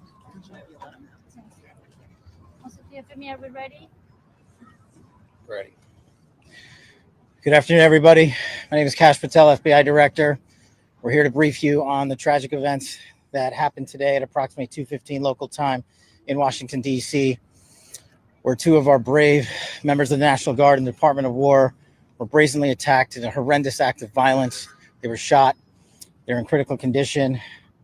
As you can see behind me, we have assembled the full force of both the federal and state and local law enforcement agencies to bring bear all of our resources to make sure we find the perpetrators responsible for this heinous act. And make no mistake, they will be brought to justice. Whoa. Since this is an assault on a federal law enforcement officer, this will be treated at the federal level as an assault on a federal law enforcement officer. The FBI will lead out on that mission with our interagency partners to include the Department of Homeland Security, Secret Service, ATF, DEA. And we're thankful for the mayor's assistance in this matter, the Metropolitan Police Department and their skills in investigating homicides and gun shootings in this city is exceptional. We will work together collaboratively because this is a matter of national security, because it's a matter of pride. President Trump has been informed. We've been in contact with the White House. We will shortchange the American public with no resources to make sure we find and safeguard our nation's capital right here in Washington, D.C., and bring anyone responsible for this heinous act of violence to justice. I would lastly like to add to the American public and the world, please send your prayers to those brave warriors who are in critical condition and their families. They are here serving our country. They are here protecting everyday Americans and citizens around the world in our nation's capital. They are the heroes of this day, and we must remember them on this day and every day, and their families and the sacrifice they have made. I will now turn it over to Chief Carroll of the Metropolitan Police Department. Thank you. Good afternoon, everyone. My name is Jeff Carroll. I'm the Executive Assistant Chief here at the Metropolitan Police Department. At approximately 2:15 this afternoon, members of the DC National Guard were on high visibility patrols in the area of 17th and I Street Northwest when a suspect came around the corner, raised his arm with a firearm, and discharged it at the National Guard members. The National Guard members, there were other members that were in the area. They were able to, after some back and forth, able to subdue the individual and bring them into custody. Within moments, members of law enforcement in the area were also able to assist and bring that individual into custody. At this time, as the director mentioned, the National Guard members are being treated at a local hospital. DC Fire and EMS responded to the scene to provide first aid for those individuals and transport them to a local hospital. The suspect in this case was also transported for treatment at a local hospital. Madam Mayor? To want to send my thoughts and prayers to the families of the guardsmen and to the guardsmen who are in critical condition in a local hospital. I am joined by members and leadership from the DC National Guard, from the West Virginia National Guard, United States Secret Service, Deputy Mayor Pia, Fire Chief Donnelly, and Metro's General Manager Randy Clark. And we join with the FBI Director in ensuring that MPD investigates, the U.S. Attorney prosecutes this case to the fullest extent of the law. I've had the opportunity to brief U.S. Attorney General Pam Bondi, who was speaking to the president when I called, as well as the United States Attorney Pirro, who assured me that this case will have her office's complete attention. Mayor, was there any other suspect? Chief. Sure. So no, at this time, there's no indication that there was any other suspect. The one suspect that was involved in this incident, they were shot during the interaction and they were transported to the hospital for treatment. Mayor, does this validate the need for the National Guard here in DC? What we know, Andrea, is that this is a targeted shooting. One individual who appeared to target these guardsmen, that individual has been taken into custody. Mayor, can you tell us any more details on the condition of the two National Guardsmen and whether or not anyone else? Hey, Tehism. Hey, hello. For the FBI Director, you said that we'll make sure we find the perpetrators for this act. So just to clarify, the person believed to be responsible is in custody. And there are no Rainbow other, Kid. Suspects. Sure. So I can start out again. Chief Carroll from MPD. So both of the individuals, the guard members, they are in critical condition at a local hospital at this time, being treated. At this point, we have no other suspects. We have reviewed video from the area. It appears, like I said, to be a lone gunman that raised a firearm and ambushed these members of the National Guard, and he was quickly taken into custody by other National Guard members and law enforcement members. Have you got any sense of motive? No, at this time, obviously, we're very in the preliminary stages of investigation. There's a lot of things, a lot of agents that are here from various federal agencies, law enforcement agencies. We have the full power of the FBI and our federal partners here in the task force. So we're looking at all those different aspects, but we don't have any motive. The National Guardsmen that were shot, I'm told they were armed. Did they get off shot? At this time, that's part of the preliminary investigation. Can you explain how the suspect was apprehended? Chief. Sure. So how the suspect was apprehended, as I said, the individual, the suspect came around the corner. He immediately started firing a firearm at the two National Guard members. So at that time, there were other National Guard members that were in the area. They heard the gunfire. They actually were able to intervene and to kind of hold down the suspect after he had been shot on the ground until law enforcement got there within moments. He was shot by a National Guard. At this point, we're still investigating exactly who shot the individual. It's not clear at this time. Chief, do you know what kind of weapon he used? We don't know what kind of weapon. There was DC police. It happened right in front of the Metro, although there is no indication that the perpetrator was on the Metro. So there's Metro Transit Police in the area, and obviously being on 17th Street by the White House, Uniform Division of Secret Service were in the immediate area as well. What kind of weapon the alleged perpetrators used? We do not know at this time. It's still under investigation. We're going to be able to take a couple more. Has been able to question the suspect, or is his condition so severe that you haven't been able to have a conversation? Sure. Again, so as I said, we're very preliminary in the investigation, so we're looking into all aspects of who the individual is, his connections. At this time, he's still in the hospital receiving treatment. And I would just like, hang on. I would just like to add, the reason that this suspect is in custody is because of the bravery of the men and women of the National Guard who responded due to their extensive training to secure American lives today. There was not any further injury and any further shootings. we should highlight the fact that the men and women of law enforcement, the interagency, the Department of War, and the National Guard executed their training with great precision today and prevented an even greater tragedy from befalling us. These National Guardsmen are heroes, and we must pray for their safety and their speedy recovery. And as the chief said, we are in the preliminary stages of this investigation. We will run down every single lead, every piece of evidence.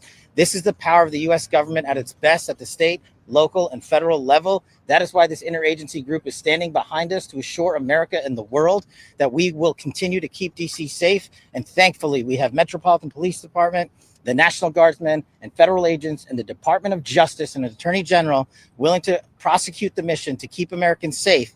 And President Trump has rightly stated that this heinous act will be investigated, and he has thanked the National Guards men and women and the men and women of law enforcement. Thank you.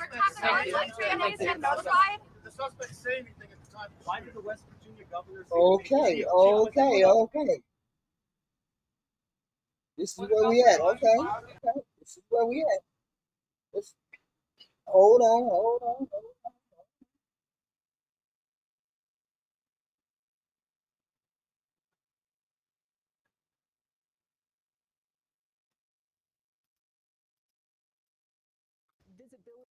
Role when all of this happened. It was those National Guard members that were able to subdue the suspect here, and federal law enforcement sources telling me that that suspect had a handgun on him at that time. That is the weapon that he raised that you heard law enforcement talking about there. But within moments, other law enforcement members responding from the Metropolitan Police Department, and they were joined shortly thereafter by the U.S. Secret Service, the U.S. Marshal Service, and ATF, all of them coming onto the scene. Now, moving forward, because this is an attack on a federal, is being treated as an attack on federal law enforcement officials, even though the National Guard is something a little bit different. The FBI will lead this investigation along with the Department of Homeland Security.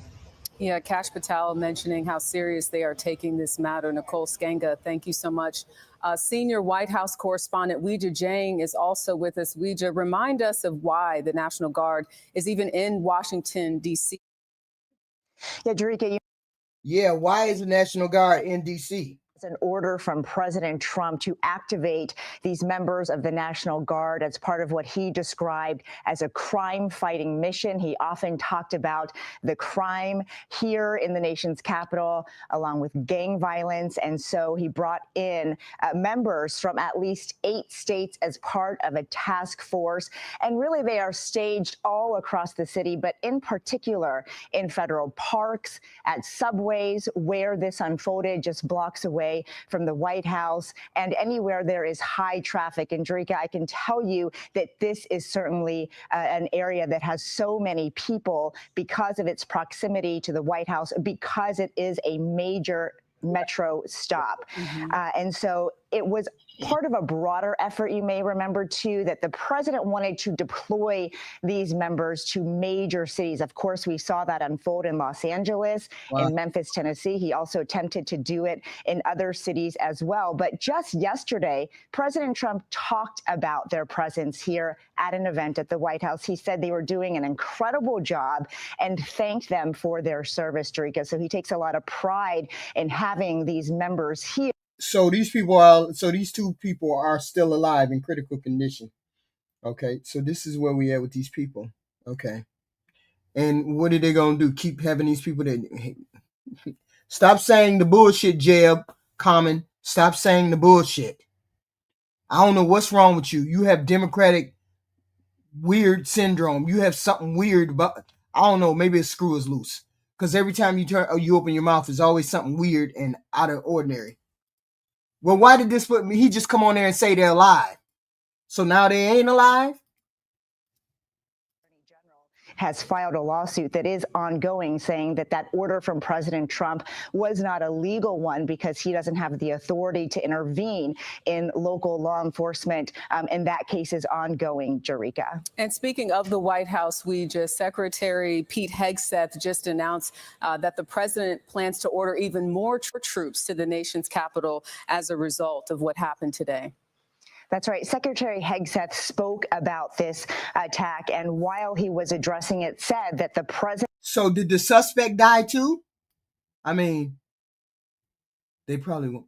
They in critical condition. Did the suspect die, or he's still alive too? He or she? President has asked him to deploy about 500 additional members of the National Guard to Washington, D.C. And Hegseth says he will be in touch with the Army in order to implement that. And we know already that there are about 2,000 members here. And just this month, the order was extended to have them present through the end of February. And here in Washington, D.C., it is the D.C. National Guard that has the biggest presence. And then after that, the state of West Virginia. Of course, we know now that the 2 victims in today's attack are from that state. Yeah, definitely praying for their families in that community. Weijia Jiang, thank you. I want to go back to Nicole Sganga. You have some new numbers on targeted and ambush style attacks on officers, Nicole?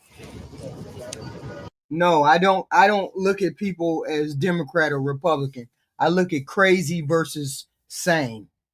A crazy person did this, regardless of whether they came from the Democrats or it came from the Republican. A crazy person did this. And you keep saying Democrat, Democrat, Democrat. You don't know. Nobody knows anything. All we know is a crackpot shot at 2 people. That's all we know. Stop. Just because you keep saying it doesn't mean that it's true. So stop saying it. It's just like me saying there's no place like home 30, 40 times. You keep saying it's a Democrat 30, 40 times. That doesn't mean any. Go look at the reports that have been released about shooters in this country. Then you might hazard a guess as to who it might be.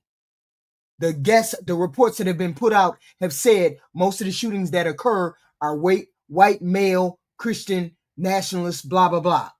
But you haven't heard anybody say anything about that in the chat for a while, because we're sitting here trying to figure out who it could possibly be. The probability of it being somebody white, Christian, male, is high, but that doesn't mean it is. So you don't see me in here saying, oh yeah, it's a Christian nationalist. Oh yeah, it's a white dude. Oh yeah. You don't hear me saying that. So why do you keep running your mouth about a goddamn Democrat when you don't know?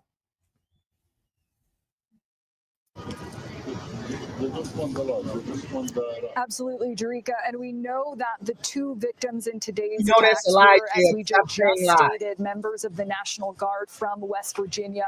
But just to put this in context for our viewers so they understand what a sort of law enforcement is up against and what the threat environment has been like over the past several months and year, according to the National Fraternal Order of Police, as of October 31st, there have been 285 officers shot in the line of duty, 38 of them killed. There have been 58 ambush-style attacks against members of law enforcement during that time, including 19 of whom were killed. We've done a lot of reporting in this space, and we also know that the Department of Homeland Security has been sounding the alarm on this threat environment, and law enforcement officials coming under a magnifying glass. From January 21st, 2024 through November 21st, 2024, there were just 19 reported assaults against ICE law enforcement. That same number 1 year later, 238 reported assaults, just to give you a sense of what officers are up against and that threatened environment that they are facing when they are patrolling the streets of America. You know, they never know what they're going to face each and every day. Nicole Sganga, Weijia Jiang, thank you all so much. Once again, 2 West Virginia National Guardsmen are injured after an ambush shooting.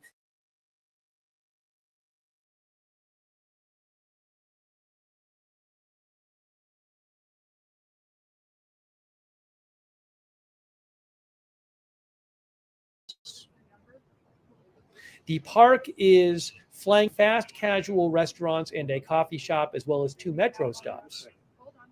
One witness, Mike Ryan, 55, said he was on his way to lunch nearby when he heard what sounded like gunfire. He ran a half a block away and heard another round of apparent gunfire. When he made his way back to the scene, he saw 2 National Guard members on the ground across the street with people trying to resuscitate one of them. At the same time, other National Guard members had pinned someone on the ground, he said. Another witness, Emma McDonald, said she saw one of the National Guard members carried away on a stretcher minutes after the shooting, his head covered in blood, and an automated compression system attached to his chest. Let's hope they survive.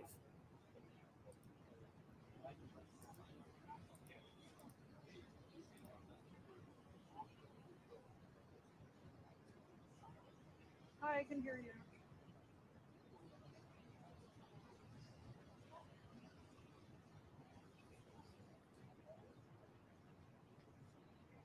Let's hope they survive. But there's no point in it. They don't have the press conference. Nobody else is saying anything. Maybe they're just hanging around. I don't know.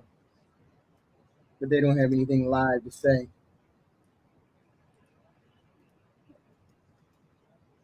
And we're looking for any kind of live coverage. When will we hear something more about this suspect? I do not know. There is a photo floating around that purports to be of the suspect. I don't know if that's legit, that photo.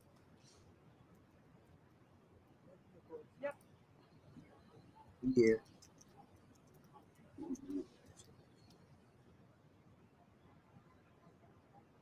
That's wild. That's crazy. But we don't know.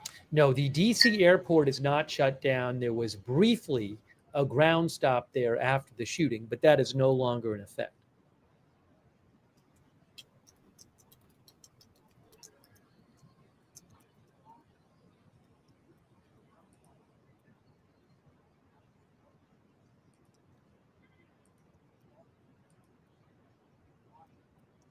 Right. Okay. Okay. Not lying. They were not trained. Government should be removed in all cases. If sufficient. Okay.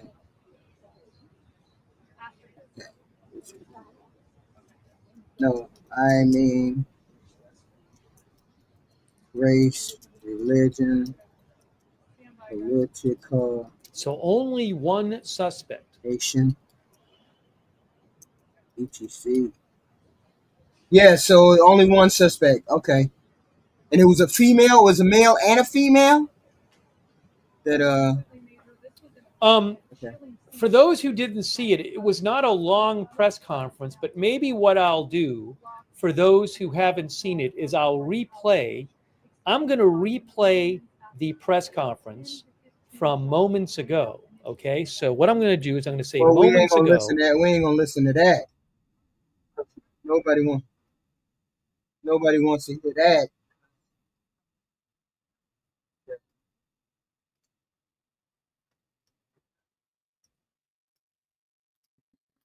Is whether federal law enforcement, including the Park Police, just dozens of police cars were sort of streaming in behind me, as well as ambulances. And in that very small period of time, we know that at least one suspect used a handgun.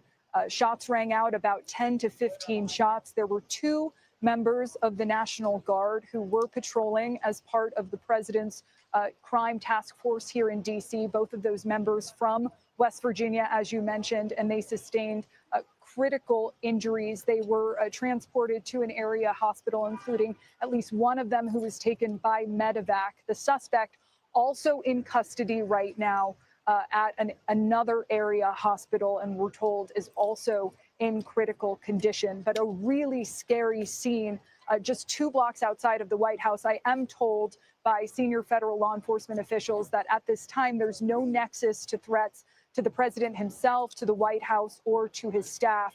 But this, of course, comes at a time in which law enforcement has seen an increase in the number of assault-style attacks. We know that the National Fraternal Order of Police has reported at least 58 assaults, ambush-style assaults on police year to date.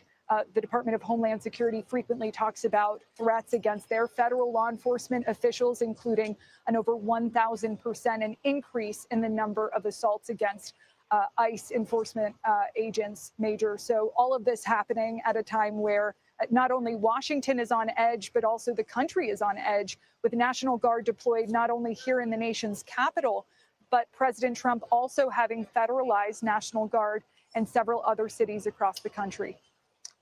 Nicole, I want to ask you about a couple of things you mentioned.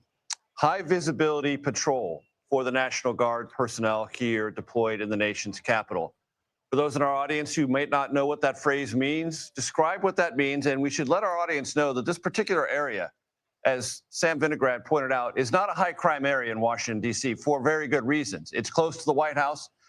Law enforcement is crawling around there all the time. So this is a highly unusual circumstance. And also, as I remembered from the press briefing just a few moments ago, the National Guard personnel who were wounded were wearing, they were armed as they were doing these high visibility patrols. Describe what they were doing. Major, that's exactly right. This is not a high crime area. This is a high law enforcement area. This is a place where on any given day, you walk on the sidewalk and you will see members of the National Guard who are deployed as part of this task force. You will see members of the Secret Service. You will see other federal law enforcement agents. Now, that high visibility patrol that we were talking about there, the motivation behind that, deterrence. This is part of the White House task force and federal law enforcement's goal of really deterring crime, of trying to bring down, more high-profile crimes like carjackings, like homicides within the nation's capital. And so oftentimes as part of that effort, we see the National Guard patrolling. You can see their weapons visible. You can see that they're wearing those sort of camouflage military fatigue-like uniforms. So there is no doubt, Major, that anyone, be it the suspect here or just a member of the public walking along the street, would have been able to identify these two members of the National Guard. This is the opposite of a sort of undercover operation where National Guard is intended to be seen. That's part of the idea here, to reduce crime by showing this united front. And just to give you a sense of how many members of National Guard were here and how much law enforcement was here, it was within seconds that other members of the National Guard were able to run to this scene and to respond as these shots were being fired. And our camera crews that happened to be near where all of this played out actually watched as members of the National Guard, as well as EMS and other MPD officers, actually gave CPR to at least one of the victims here in what was a really chilling and fast-paced scene, Major. Nicole Skanka reporting from the scene. Thank you very much. I want to play sound from Defense Secretary Pete Hegseth about a declaration that President Trump made to him about sending more National Guard personnel to the nation's capital as a result of this shooting near the White House. Please listen. We will never back down. We will secure our capital. We will secure our cities. In fact, this happened just steps away from the White House. It will not stand. And that's why President Trump has asked me, and I will ask the Secretary of the Army, to the National Guard to add 500. Which means they were bold as hell. Whoever decided that they were going to do this had to be were bold as hell and did not care whether they were near the Capitol or not. Apparently, they did not care. See, and they had no way of getting away. So we can't look at that and say, well, the dude just walked right in the middle of everything and started to shoot. Why is it that he did that? Okay, just walk in the middle of all of these people and then started to shoot.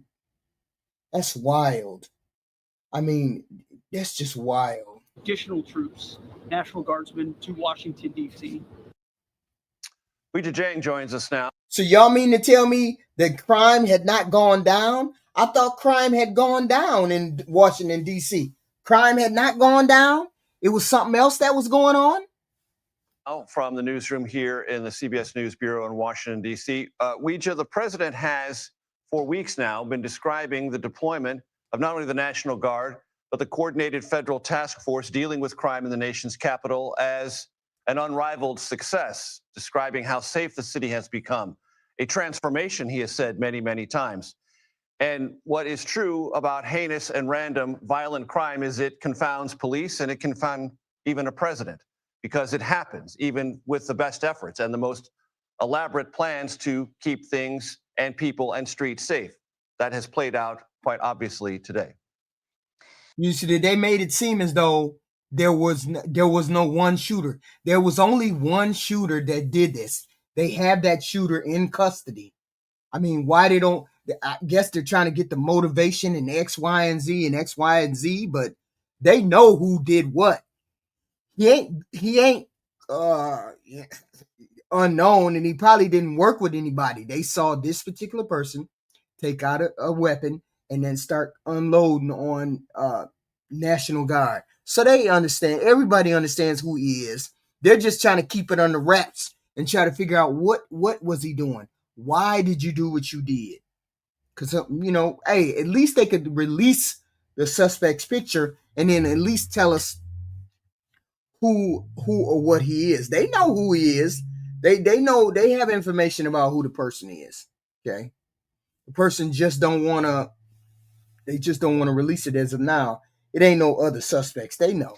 Major, you're right. Just yesterday at a separate event at the White House, the president spoke about this effort, what he calls a crime-fighting mission to not only eliminate, but to deter future crime. In fact, he ordered the National Guard be activated back in August, even though it was met with controversy here in the nation's capital from elected officials, from local officials who have since challenged it in court. But Major, you are right in that President Trump, at every opportunity he gets when he talks about Washington, D.C., loves to talk about the pride he has in seeing these members of the National Guard, because he believes that they have been able to bring the crime down.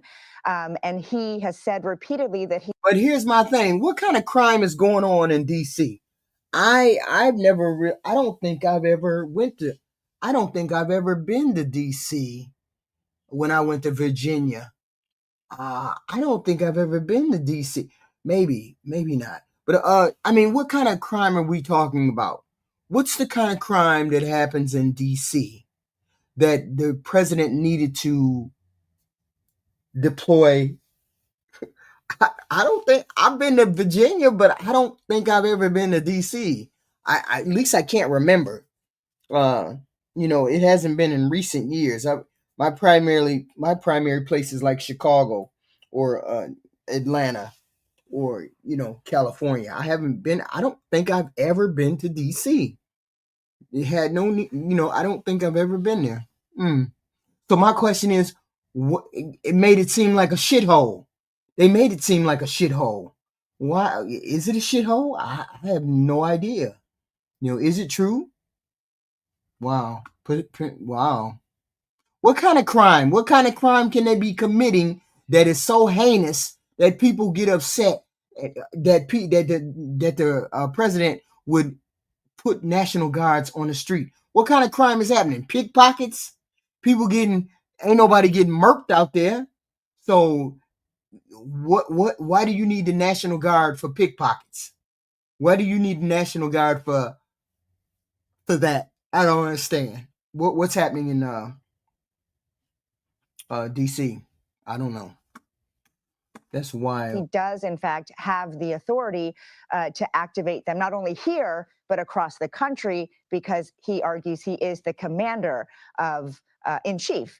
And so while that plays out in court, certainly they are here, they are present. In fact, he just signed an order this month to extend their presence through the end of February. And to your point that you were talking about with Nicole, these are folks that you see every single day. To get to work, we have to pass by them. We see them staged in public parks and certainly around public transit a lot, particularly this corner where the shooting unfolded, because its proximity to the White House. It's such a major hub for the metro that is where you would have to get off if you wanted to take the transit and go sightsee in that part of town. So Major, right now, I can tell you the White House and officials who I've talked with say they are closely monitoring the situation. They do not want to talk. What the hell is going on in damn DC that they got a high murder rate, that all the damn congressmen and the president and All of them are in that city. Why the hell is the murder rate as high as that is? I would clear the fucking deck of that city. I would clear the fucking deck. If we see you in the vicinity of Washington, D.C., except in your neighborhood, we giving you dirt naps. We're going to unleash some gas you ain't going to wake up from. That's wild. The nation's capital, you can't even keep the nation's capital safe? And you're the people that are in charge of the police state? DOG can't even keep the capital state safe? I would be, man. It'd be dirt naps all around. Talk about the politics of why That's the National wild. Guard is here. They are focused on the investigation and on these families who just received this horrific news, Major. And but they talk about suicide by cop. That's sort of the thing that went through my mind. I don't suspect this person thought they would get out of there alive. I mean, it's good that they did, because we'll have an opportunity to do an interview at some point and get more information from them. The other thing that really stands out in my mind is I know that area very well. I worked in the DC area for about 8 years, and several blocks away from there, you have FBI headquarters, you got Secret Service headquarters, DHS, everybody. That whole area is surrounded by a law enforcement community, not to mention the fact that the Farragut Metro stop is very popular stop for people to get off to see the White House, to walk across the lawn, to go over to see the Washington Monument and the other great features in Washington, D.C. So it's really kind of crazy that this guy got off there and committed this act, because he was going to be. Oh, hey, One Tail Gunner. Hey, One Tail Gunner. What is a woke sanctuary state? What does that mean exactly? Seen. He knew he was going to be seen and certainly be shot at. I'm trying to talk to some of my sources back there to make a determination as to, they said there's about 15 rounds that were fired. It's unknown whether those were handgun, rifle rounds, or anything else at this point. At least we don't know it. But I think as we see this come out, we'll find out what weapon he used, the defensive measures that the National Guard used, and we'll learn more about his motives by what they found in his social media and other electronic data. Jeff, before I let you go, would you imagine with the National Guard deployed currently and the 500 yet to be deployed, there will be a reassessment of tactics and procedures? Yeah, there's always a reassessment. Anytime you have something like this, there's always a reassessment. I was on a hostage rescue team for about 5 years. And when we responded to events, we looked at what happened and what were the learning points of what happened before when you go into a new event like this, so you don't make the same mistakes twice. Jeff Harp, I appreciate your time very much, sir. Thank you very much. We're going to take a quick break. We are quite obviously in rolling coverage. We'll be back in just a moment with that rolling coverage. Okay, so I didn't know you heard that DC was, you heard that there was things going on in DC, but I didn't know anything about what the heck. Okay.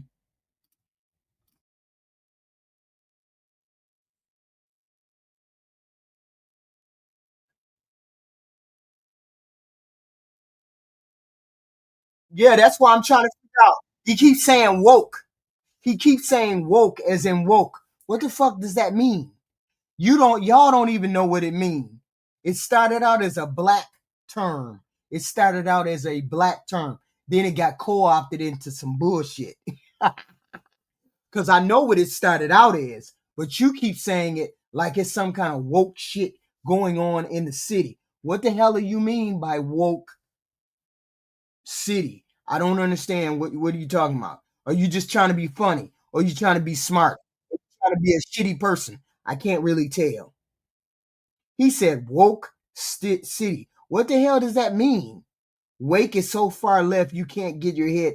No. That's not what woke means, syndicate leader.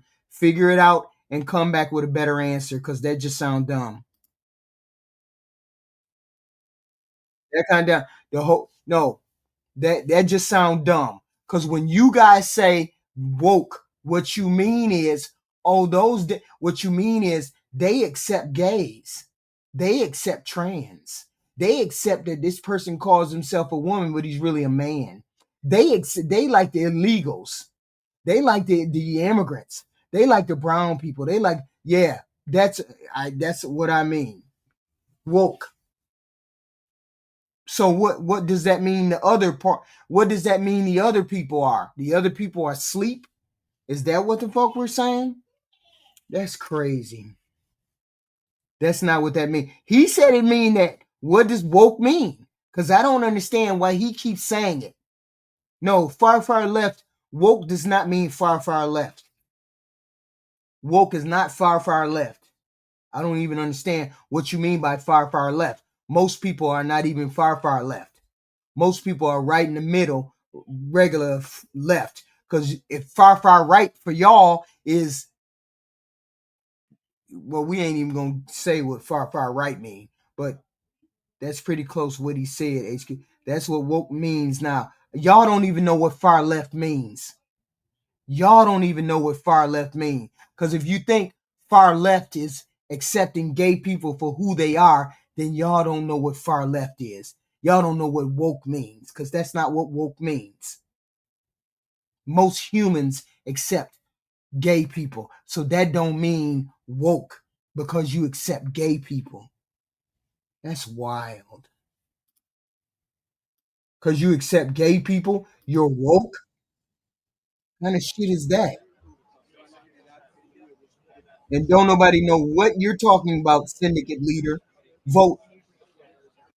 Syndicate, if you voted for this 34 felon who is scheming and aiming to take all the money out of this government to put in his freaking pocket, who tore down the White House, who started all these wars, who don't know how to speak to reporters, who don't know how to speak to regular, ordinary, everyday Americans, who's trying to put sedition on our regular service men and women of the Congress, then you're goofy and you don't understand what the hell it means to vote for somebody who's against America. Everything he stands for is against America. Everything he stands for is against America. That's wild that we have different interpretations of that bullshit. That's wild to me. That you think because somebody's gay that that's not American. That you think a person who wants health care for all, that means it's that we're un-American. That you think he's against woke America. That's goofy. You're goofy. That's why all of your agenda is getting rejected. What is woke? I have no idea what the hell he's talking about woke. No, according to them, woke is everything that the left stands for, in which they don't stand for anything. And I say this all the time in my chat. I say it all the time. You Republicans don't stand for nothing. You don't stand for nothing. You cannot wish gay people out of existence. They just exist like everybody else, and they deserve rights just like everybody else. That's not far left. See, this is the goofy part, y'all. Listen to the goofy part. There's gay people on the right too, syndicate leader. It's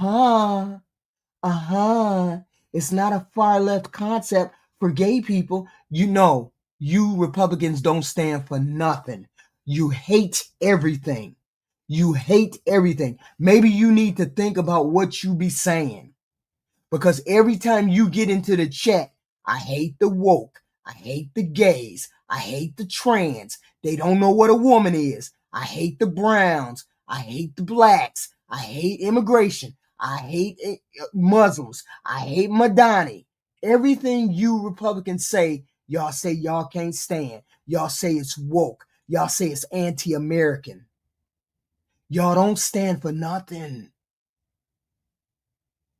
You don't stand for nothing. Tell me I'm lying. Tell me I'm lying when I just said what I said. You come into a chat and the first thing some of y'all say is, oh, them illegals gonna get medicine. Those illegals gonna get health care. That's the first thing. Y'all hate illegals. You hate Republic. No, you hate the Browns. You hate the blacks. You hate the gays. You hate the that's all y'all do is hate, hate, hate. Y'all don't stand for nothing. You don't stand for nothing. What do y'all stand for? Most of us Democrats believe in giving people health care, believing food stamps should be regulated. We believe in helping the elderly, the handicapped, the veterans, the disabled. We believe in doing all of those things. We believe government is a tool to help us, not to make the government the enemy of the people. We believe in the Constitution and following the Constitution. We believe in staying out of other people's wars. What do you Republicans believe in? You don't believe in nothing because y'all hate all of those things. No, it ain't the Democrats. Don't start that shit. Y'all Democrats, you Republicans. That's why y'all don't have as many black people over there now. It's because y'all hate everything. You hate the gays, the trans, the immigrants, the illegals, the Muslims. You hate all of that. And every time you come into a chat, there's somebody talking about, I don't want you people over here. I don't want you black people here. I don't want you immigrants here. I don't want you Muslims here. That's you Republicans that don't stand for anything. Us Democrats will accept you if you're gay because we don't believe in being in other people's bedrooms. We don't believe in forcing our moral thought and our moral things onto other people like you Republicans do. Okay? So that's what I'm saying. When I say you guys don't stand for anything, you just hate everything. You hate the left, the gays, the trans, the browns, the blacks, the immigrants, the Muslims. You hate all of those things. We don't want no Muslims here, no immigrants here, no blacks here, no X, Y, and Z. Speak to any Republican and they'll say all of those things. So that means you don't want other people over in you all's camp. Okay? When you say those things, you don't want other people in your camp. Somebody came into this chat and asked me, why you black people stay on the plantation, the Democratic plantation? You know why we stay over in the Democratic column? Is because you don't want us over there in the Republican column. You have not made it welcome for us to come over into your column. That's why black people are not over there in your column. It's because you make it very well known that you don't like gays, you don't like trans, you don't like blacks, you don't like browns, you don't like immigrants, you don't like any of those things. Why the hell would we feel welcome going over there in your camp if you don't like us? So I'm just saying, that's what I hear. All that hate, hate, hate. We don't like y'all. We don't want y'all over here. X, Y, and Z. Okay. Yes. Yeah, if you want to put it that way, Bob, yes, it is. Because the Democrats, believe in what I just said a little while ago. Helping veterans, homeless, poor, disabled. We believe in helping all of those people, which means as a Democrat, we believe in the social safety nets. You all don't believe in those things. You all don't believe in the food stamps. You all don't believe in Social Security. You all don't believe in Section 8. You all don't believe in those things. Most Democrats don't. Most Democrats do believe in those things. So when you find yourself believing in those things, maybe you'll be a Democrat. So most of us black people believe in those things. Most of those we believe those things help people, not hinder people, help people. So when people ask me, why am I not a Republican? It's because Republicans don't stand for anything. They don't stand for helping people get out of poverty. They don't stand for helping the immigrants become legal citizens. They don't stand for any of those things. So.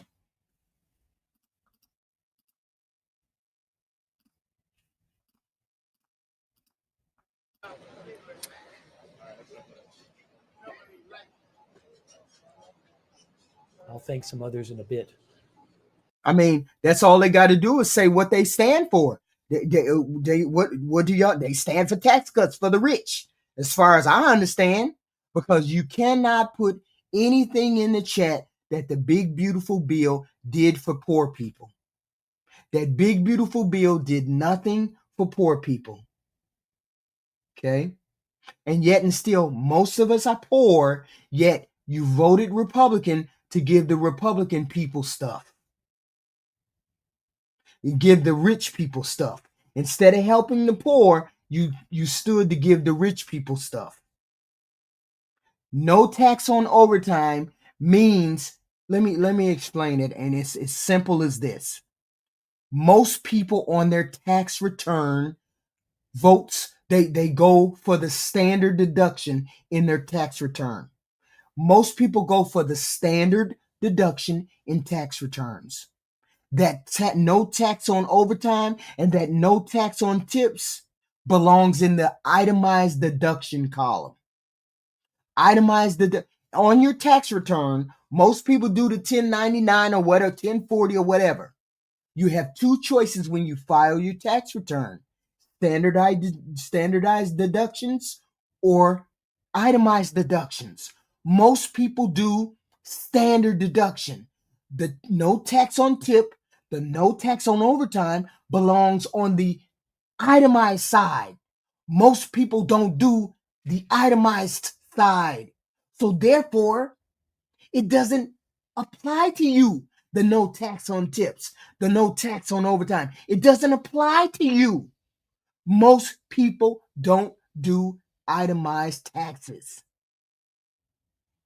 So please stop saying tax on tips. That means nothing to you if you don't do itemized deductions on your tax returns. Okay? Also on Twitch, Slim Fozzie, Video Man. Yes. Bubba Tuba CF. I hear you. Yes. Syndicate leader.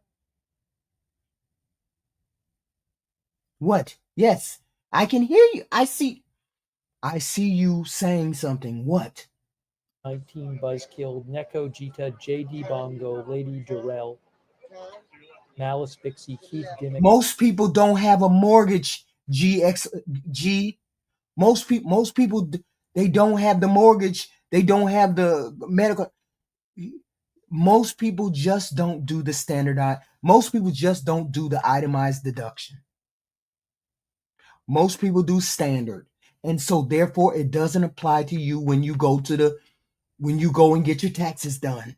Most people don't, unless you have a mortgage, you have donations, most rich people do itemized deductions because they have a lot of things to declare.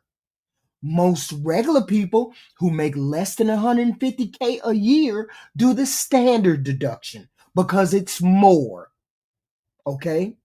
So when people say to me, no, the Republicans helped us. We got a tax cut. The Republicans helped us. We got no tax on tips. That means nothing to poor people because poor people don't do the itemized deduction. That's all. Sweet 76, Red Eye Shell. CC Persisting Anomalies. Tesla. So if you have anything else that the Republicans did for you in the past year that you can let everybody know that they're the most amazing party that helps the poor, let me know, because I haven't found any positive thing that this administration has done for the poor people. Not one positive thing that we have found that they have done. They cut Medicaid, they cut health care, and they got some goofy thing people keep saying about tax on tips and tax on wages.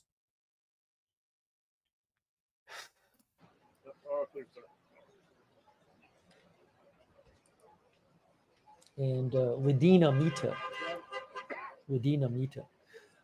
Okay, so we're your BBB question. Still, at this point, nothing specific I have heard. I just said about it's the big beautiful bill. That's what I'm asking them. What did the big beautiful bill do for people between the money, between the wages of 30,000 and 150,000.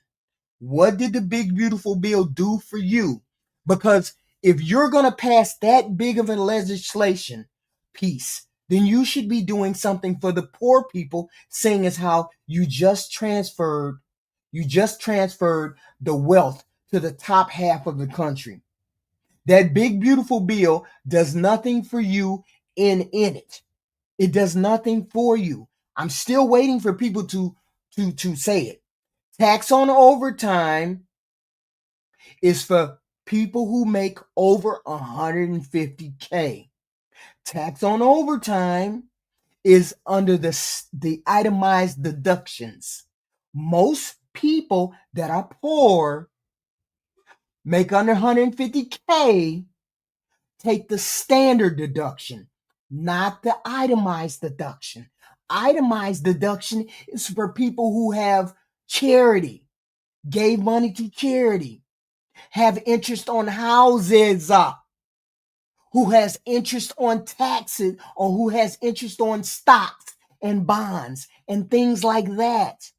That's the people that take itemized deductions. And that is where you can do your tax on tips and your tax on overtime. And seeing as how you don't make enough money to do itemized deduction, you're not one of the people who get to take the tax on tips and the tax on overtime. It means nothing to regular, ordinary individual people. How many times do we have to say that? That means nothing. The big beautiful bill did nothing for poor people. On top of the fact that they cut your Medicaid and they cut the subsidies for the health care. None of that. It's on your, it's in order for it to be recognized, you have to do the itemized deduction. Syndicate leader, you have to, instead of doing standard deduction, and usually the standard deduction is better for the poor person because it's more. Okay, because it's more. Please look it up. When you do the standard deduction, the only reason to do the standard deduction is if you get more off of your taxes. It takes you closer to zero. Most people take the standard deduction because that gets you closer to zero than an itemized deduction. Okay? So therefore, the tax on tips and the tax on overtime doesn't mean anything for poor people. It's just a nice bumper sticker thing. Okay? Look it up. Look up what the standard deduction is for somebody who makes what your money is. And then go in and try to do this. Then go in and try to do the itemized deduction. It's going to be less. Itemized is going, and you can only choose between one or the other. You can't do the itemized and the standard. So if you don't have a lot of interest in stocks, you don't have a lot of interest in school loans, you don't have a lot of itemized deductions, then that taxes on tips and the tax on overtime means nothing to regular, ordinary people.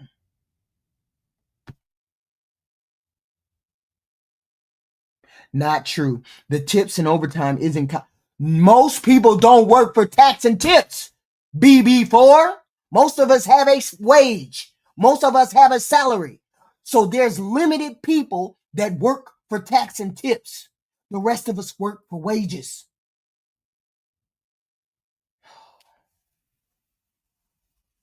So therefore, it's not the bulk of us that it means. So people who don't make tax and tips, for one, overtime is, I'm not saying that again. I'm done. I said it goddamn 4 or 5 times. Taxes on tips and taxes on overtime don't mean jack shit for anybody who's not taking the itemized deduction. He's suspect.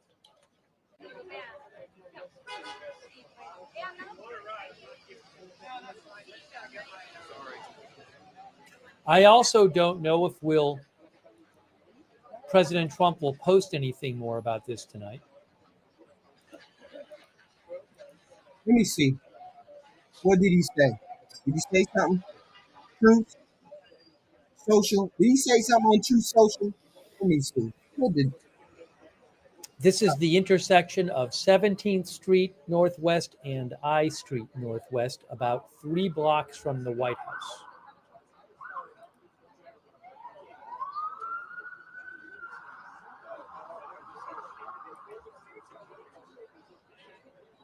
Wait a minute. Did he say anything on? Well, it wasn't that far, right? Let me see. Hold on. What did he say?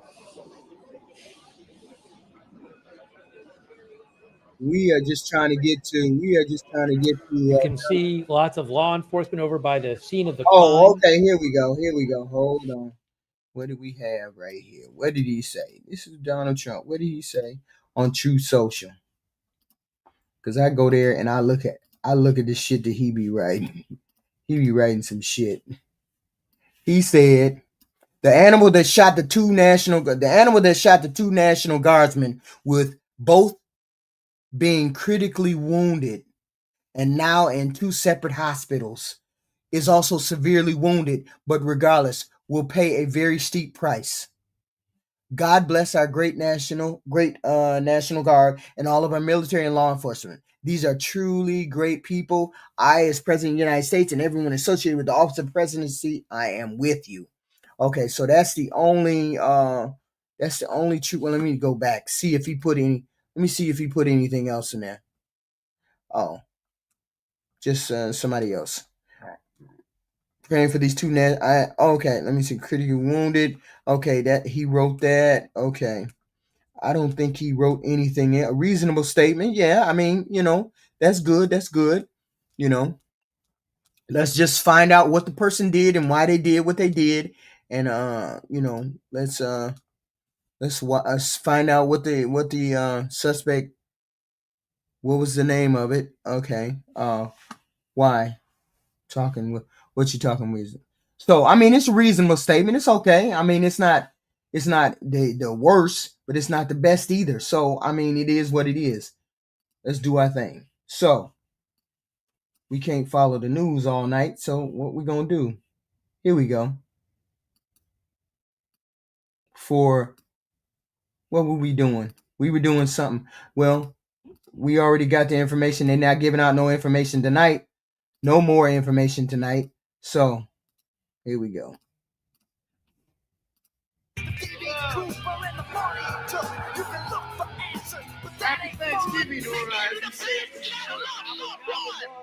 I didn't say jack shit about his statement. His statement was cool. I thought it was cool. It was what it was. Why are they playing music and he trying to talk? Why they playing music and he trying to talk? He must not hear the music.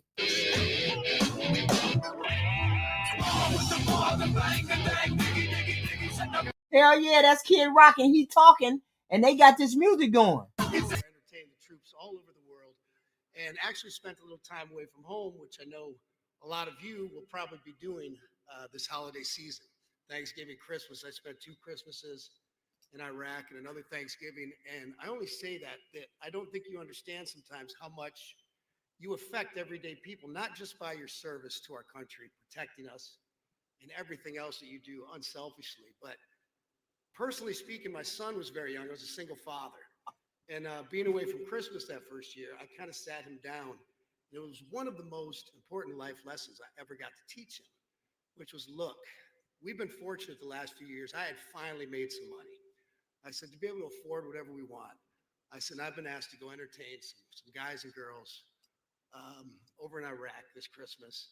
So we're not going to have a lot of presents this year. I'm going to be gone, but I'm going to go be with people who can't be with their families as well. And I think that's really the spirit of Christmas and the spirit of our country. And I'm proud to say he's 32 years old now, happily married with 2 grandchildren, and he couldn't come today because he's working. He has 2 jobs.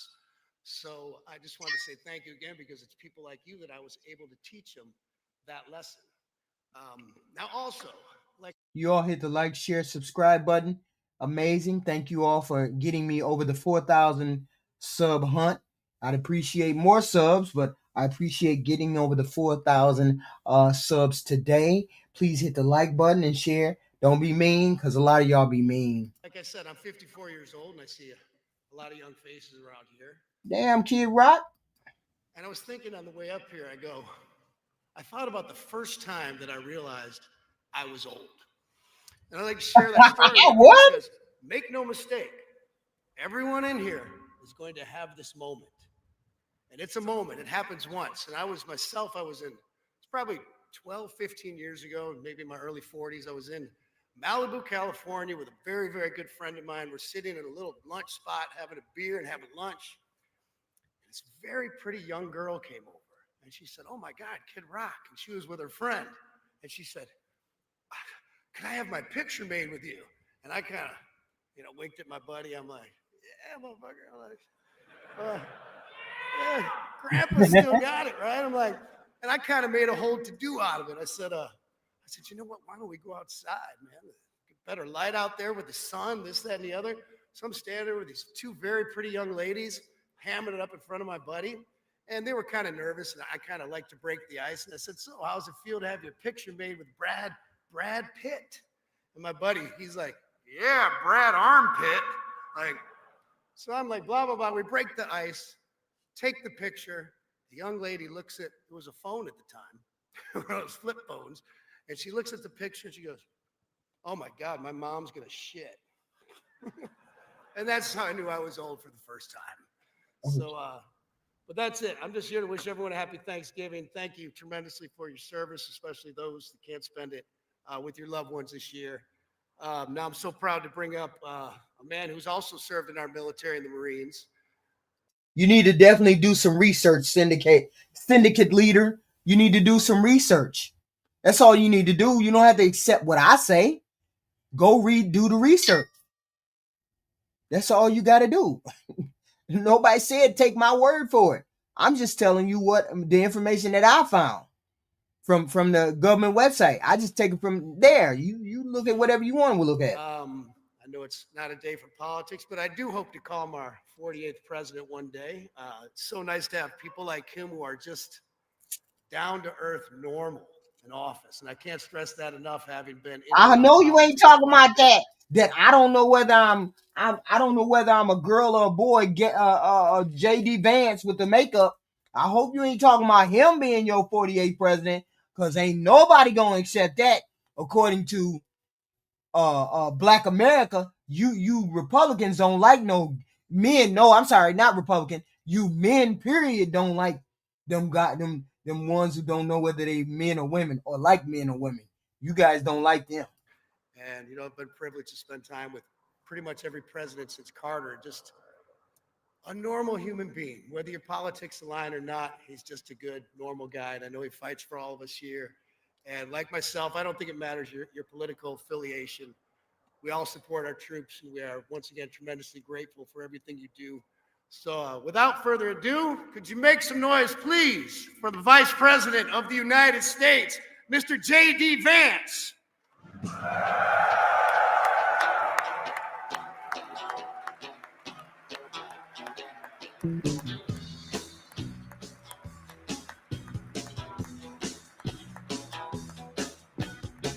He's the one who said he should be the next president. Some of them people pushing him up like he's supposed to be the next president. Us Democrats gonna run us the everyday, normal, average Joe Blow. And we finna blow this goofy dude out the water.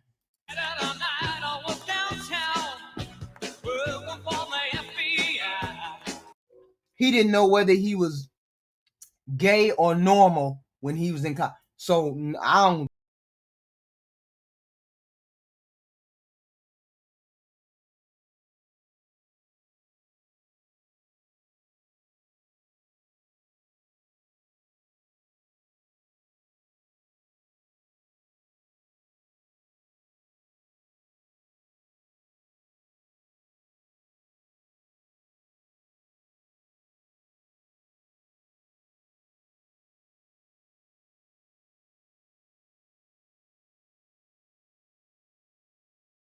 Campbell, Kentucky, and let me just say,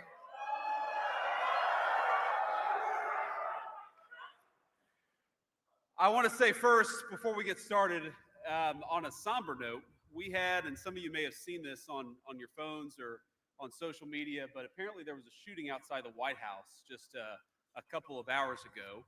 And we're still learning everything. We still don't know the motive. There's a lot that we haven't yet figured out. But what we do know is that a couple of National Guardsmen were injured in the line of duty. And first of all, I want everybody who's a person of faith to say a prayer for those two National Guardsmen, that they're able to spend Thanksgiving with their families instead of losing their lives, because I understand they're still in pretty tough condition. But I think it's a somber reminder that soldiers, whether they're active duty, reserve, or National Guard, our soldiers are the sword and the shield of the United States of America. And as a person who goes into work every single day in that building and knows that there are a lot of people who wear the uniform of the United States Army, let me just say very personally, thank them for what they're doing. We're grateful to them, and we're praying that they're going to be safe and they're going to spend Thanksgiving with their families. God bless them. Now, I'm going to talk a little bit about the business of the Army and about what you're doing and about why it's important to the United States of America and why we are proud of you, every single one of our soldiers here in Fort Campbell and all across the world. We have got some incredible guests here to honor this moment, to honor you, to say thanks to so many of you for spending time away from your families here this day before Thanksgiving. And I want to give just a few shout outs to some of our special guests before we get started. First of all, to General Travis McIntosh and Command Sergeant Major Charles Walker, thank you guys for leading this incredible facility, and thank you for serving in the United States Army and making us proud. Where are you guys? Please stand up and be recognized. Thank you all.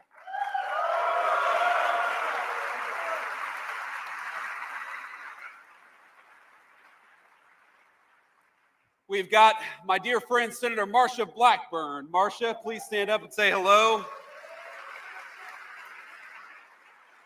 And we also have Congressman Rose. Where is Congressman Rose? Please stand up. Thank you, Congressman. It's good to see you. Now, I've got to, of course, thank my dear friend Bob Ritchie. You better know him as Kid Rock. But I want to say to my staff, I gave them one instruction, and that's that I don't have to follow a literal rock star before I give a speech. And they screwed that up the day before Thanksgiving, so every single one of them are fired. But thank you to Bob Ritchie, Kid Rock, because he's not just a great musician. He's not just a great American. He is a person who loves the soldiers of the United States Army, and we are proud and grateful for Kid Rock for being here today. I want to take another few moments and just say thanks to Major Josh Wilcox, Master Sergeant Aaron Duhacek, Mr. Jim Parks, Major Rob Wright, and every single soldier who made it possible for me to come and visit. Now, I won't say that the weather is cooperating because it's windy as hell and it is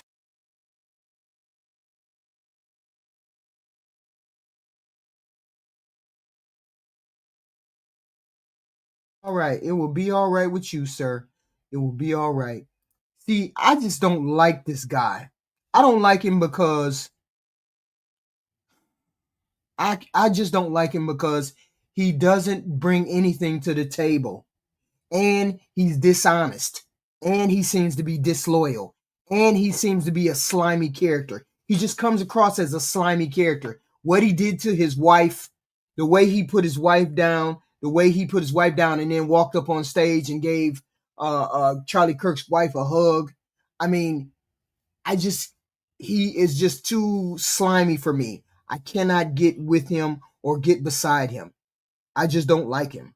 I just don't like the way his whole personality, his whole persona, you know, what he's put together to put in front of the public. I just don't like him. You know, because he's a character. He is a character that they put together, it's like a Frankenstein they put together. Now he walks and talks. And he's probably even worse than Trump because he doesn't like Trump. He doesn't care about Trump. And he just saw it as an opportunity. He's an opportunist. And he's unlikable, which makes it even worse. But, you know, that is just what I think about him, right? I mean, because any regular ordinary American is going to knock him out of the box because we understand that he's a liar. He's the same as this whole administration is the problem. The whole administration is the problem. Down to the White House press secretary, to him, to Stephen Miller, to Hegseth, all of the leaders, to Bondi, Noam, all of them are dishonest brokers, and they don't mean the American public any good. Kristi Noem gets X, Y, and Z, $200,000 airplanes. Pam Bondi assigning an illegitimate or unqualified person to go after the president's enemies, and she bumbled that up and then made the whole administration look goofy. Pam Bondi, who does the bidding of the president. That's not how the FBI and the DOJ is supposed to run. Kash Patel, just terrible, just jokes all around. Everybody can see the incompetence. It just is what it is, and we have to put up with it until we don't have to put up with it. So this is the president, vice president, who went out to talk to the troops, and I believe he went out there to talk to them because the Democrats had made that video. So now they got to come out there and try to clean it up and say exactly what's supposed to be said in a speech. So no, I'm not going to listen to the vice president. We already understand what these senators were trying to do. Okay. No, what he said was, I wished my wife would join me in being a Christian instead of being a Hindu. Nobody is supposed to say that garbage. No husband is supposed to say that garbage. Then you get your head cuffed by Charlie Kirk's wife. That's wild. So no, it's not. This is not an administration that we can admire or even look at and say they're going to do X, Y, and Z. They've fumbled every step of the way. Don't know how to quit while they're ahead. Mistake after mistake. The wrong people, inexperienced DEI candidates all over the administration, because these are all the DEI candidates. All the incompetent people. Bright color, but incompetent. And this is the problem we have. Yes, it ain't no says me. It says everybody. Pat Yeager. You can't help what we see. Most people can't help what they see. No administration should have done any of the things that this administration has done. But we have to put up with it, and hopefully we don't have to put up with it no longer than when all the Republicans who say they're going to retires, right? And that's the second wait a minute, that's before the next midterm. And if here's the thing, here's the indicator. That young lady in Tennessee, the young lady in Tennessee, what's her name? Here. This young lady in Tennessee. What's her name? Here. This young lady in Tennessee. Her name is Afton Bean. Afton Bean. Something like that. I can't really pronounce her name. Afton Bean. She's running for the Democratic side in Tennessee. Donald Trump won that state by 22 points. If this young lady gets within even 5 points, it's over for you Republicans. It's over for you. If she gets anywhere near 5 points or under, if she wins, we really know it's over for you Republicans. If she wins, if she gets even close, that still means it's going to be devastating for the Republicans. And it should be devastating for the Republicans because the Republicans have no pushback for this lawless president. The lawless president. And that's why the Supreme Court is now trying to make a determination as to whether the tariffs are illegal. On top of the Venezuelan debacle. So this is where we are today.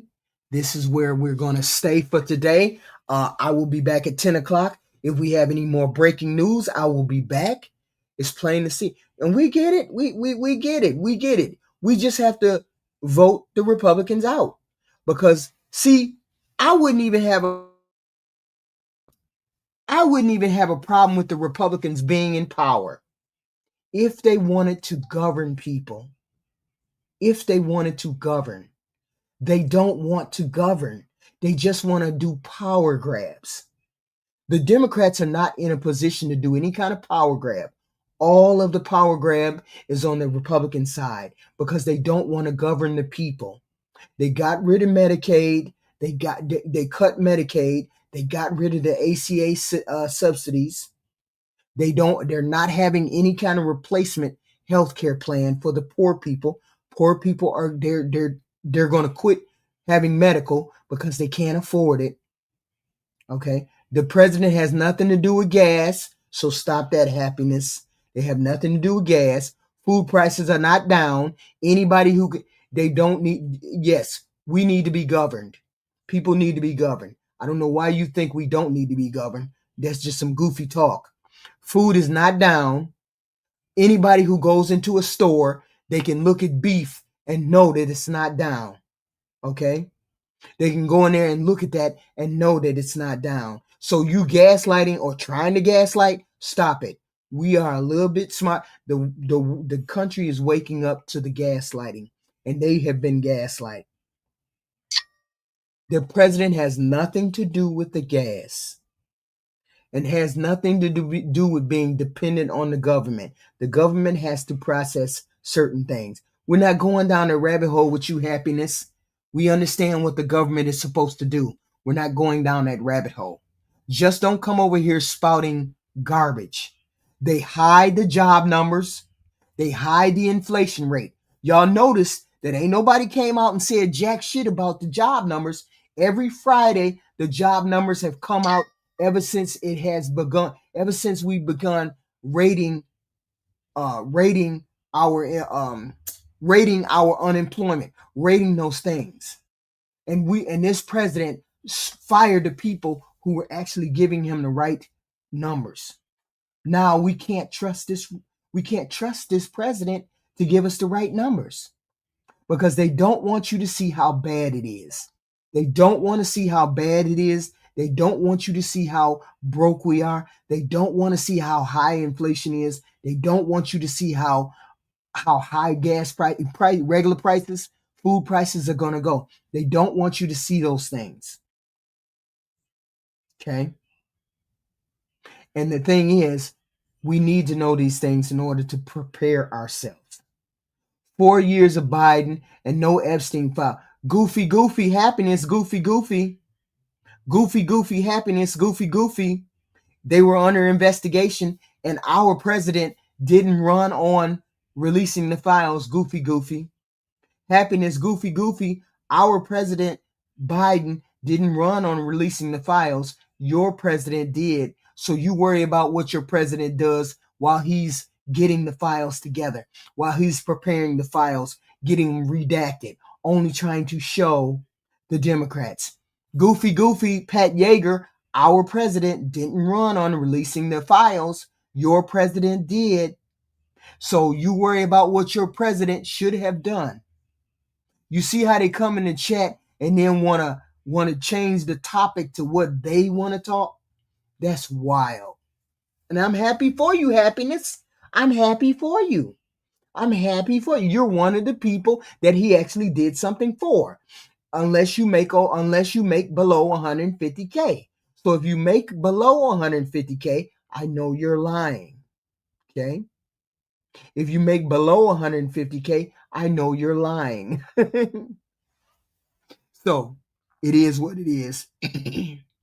And it is what it is. And if this person, as I said, her name is Afton Bean, if she wins Tennessee's 7th, if she wins it, that means the Republicans are going to be blowed out. Specifically in, deep red Tennessee.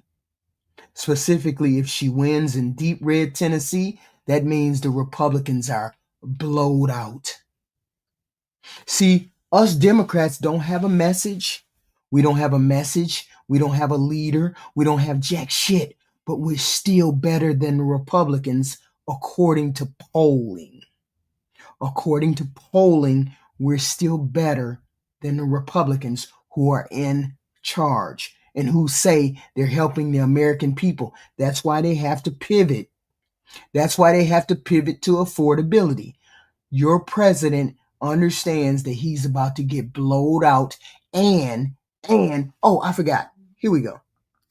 Oh, just one more thing. I gotta show it to y'all. I gotta because I just gotta show it to you. I just gotta do it one more time. I mean, not one more time, but here we go. Here we go. Lose the midterms and we lose 2028. Some in this room are going to prison, myself included. I wonder why he keeps saying that. Why does he keep saying that? We lose the midterms and we lose 2028. Some in this room are going to prison, myself included. Why would a Republican say if we lose the midterms, somebody's going to prison, myself included? Which would beg the question, what illegal acts did you commit that would mean you would be going to prison? We lose the midterms and we lose 2028. Some in this room are going to prison, myself included. Thank you. And that's a Republican speaking. So I'm going to believe him, and we're going to watch and see if any of them go to prison come starting in November 25. Okay? Because they understand that. But I will be back if there's any more breaking news at 10 o'clock. Even if there's no breaking news, I might be back at 10 o'clock. But normally, I like to go through everything in the afternoon and see what's going on. See how we're taking the time. What's happening now is the shooting. They're not going to have any more updates. Of course, they're not going to have any more updates until they feel like giving updates and they've questioned this man and did whatever they need to do. Okay? It means the corruption that kept the border. Nobody cares about the border being open, Rico. You see, they don't never focus. They never focus on the issue. The issue is their policies are shitty. Their policies are shitty. And most people are seeing that the policies are shitty. No, I'm not a liar. You just go to why do you think Donald Trump's rating is a 38? Rico 7442 Goofy. Why do you think his rating is a 30? What is it? 38? A 38. Why do you think his ranking as popularity as he's doing his job? All of those things. Why is it in the 30s? It's in the 30s, Rico 7442 Goofy, is because they don't want what the Republicans are selling. And the Democrats don't have no message. They trash, Rico. We trash. Our party is trash, Rico. But they still better than you Republicans. I don't do nothing but lie. Everybody, I don't do nothing but lie. And you know how you can prove a liar is not a liar? That's all you have to do is look at the polling. That's all you have to do is wait. Wait till next Wednesday. Wait till next Wednesday. Okay? Wait till next Wednesday and see if this young lady wins or loses by 5 points or less, or she wins. If this lady wins in Tennessee by any margin, or she loses by less than 5 points, you fucking Republicans are done for. Stick a fucking fork in you. Because this red state, Tennessee, if we win in Tennessee, it's over for you Republicans. And that's a fact. And if you know anything about politics, you'll know that. Shut your ass up, Rick. You don't know what you're talking about. I will be back if there's more content to talk about. Please hit the like, share, subscribe. I know the haters are going to hit the hate button, but that means nothing. It's engagement. Please hit the like, share, subscribe. I appreciate you getting me to 4,000. I appreciate all of that. I will be back if there's more content to get. I will be back. Yes. If you've been looking at the news, then you know that the Republicans are in trouble. And I don't even need to say anything more about that. If you've been looking at any of the news, you know the Republicans are in trouble.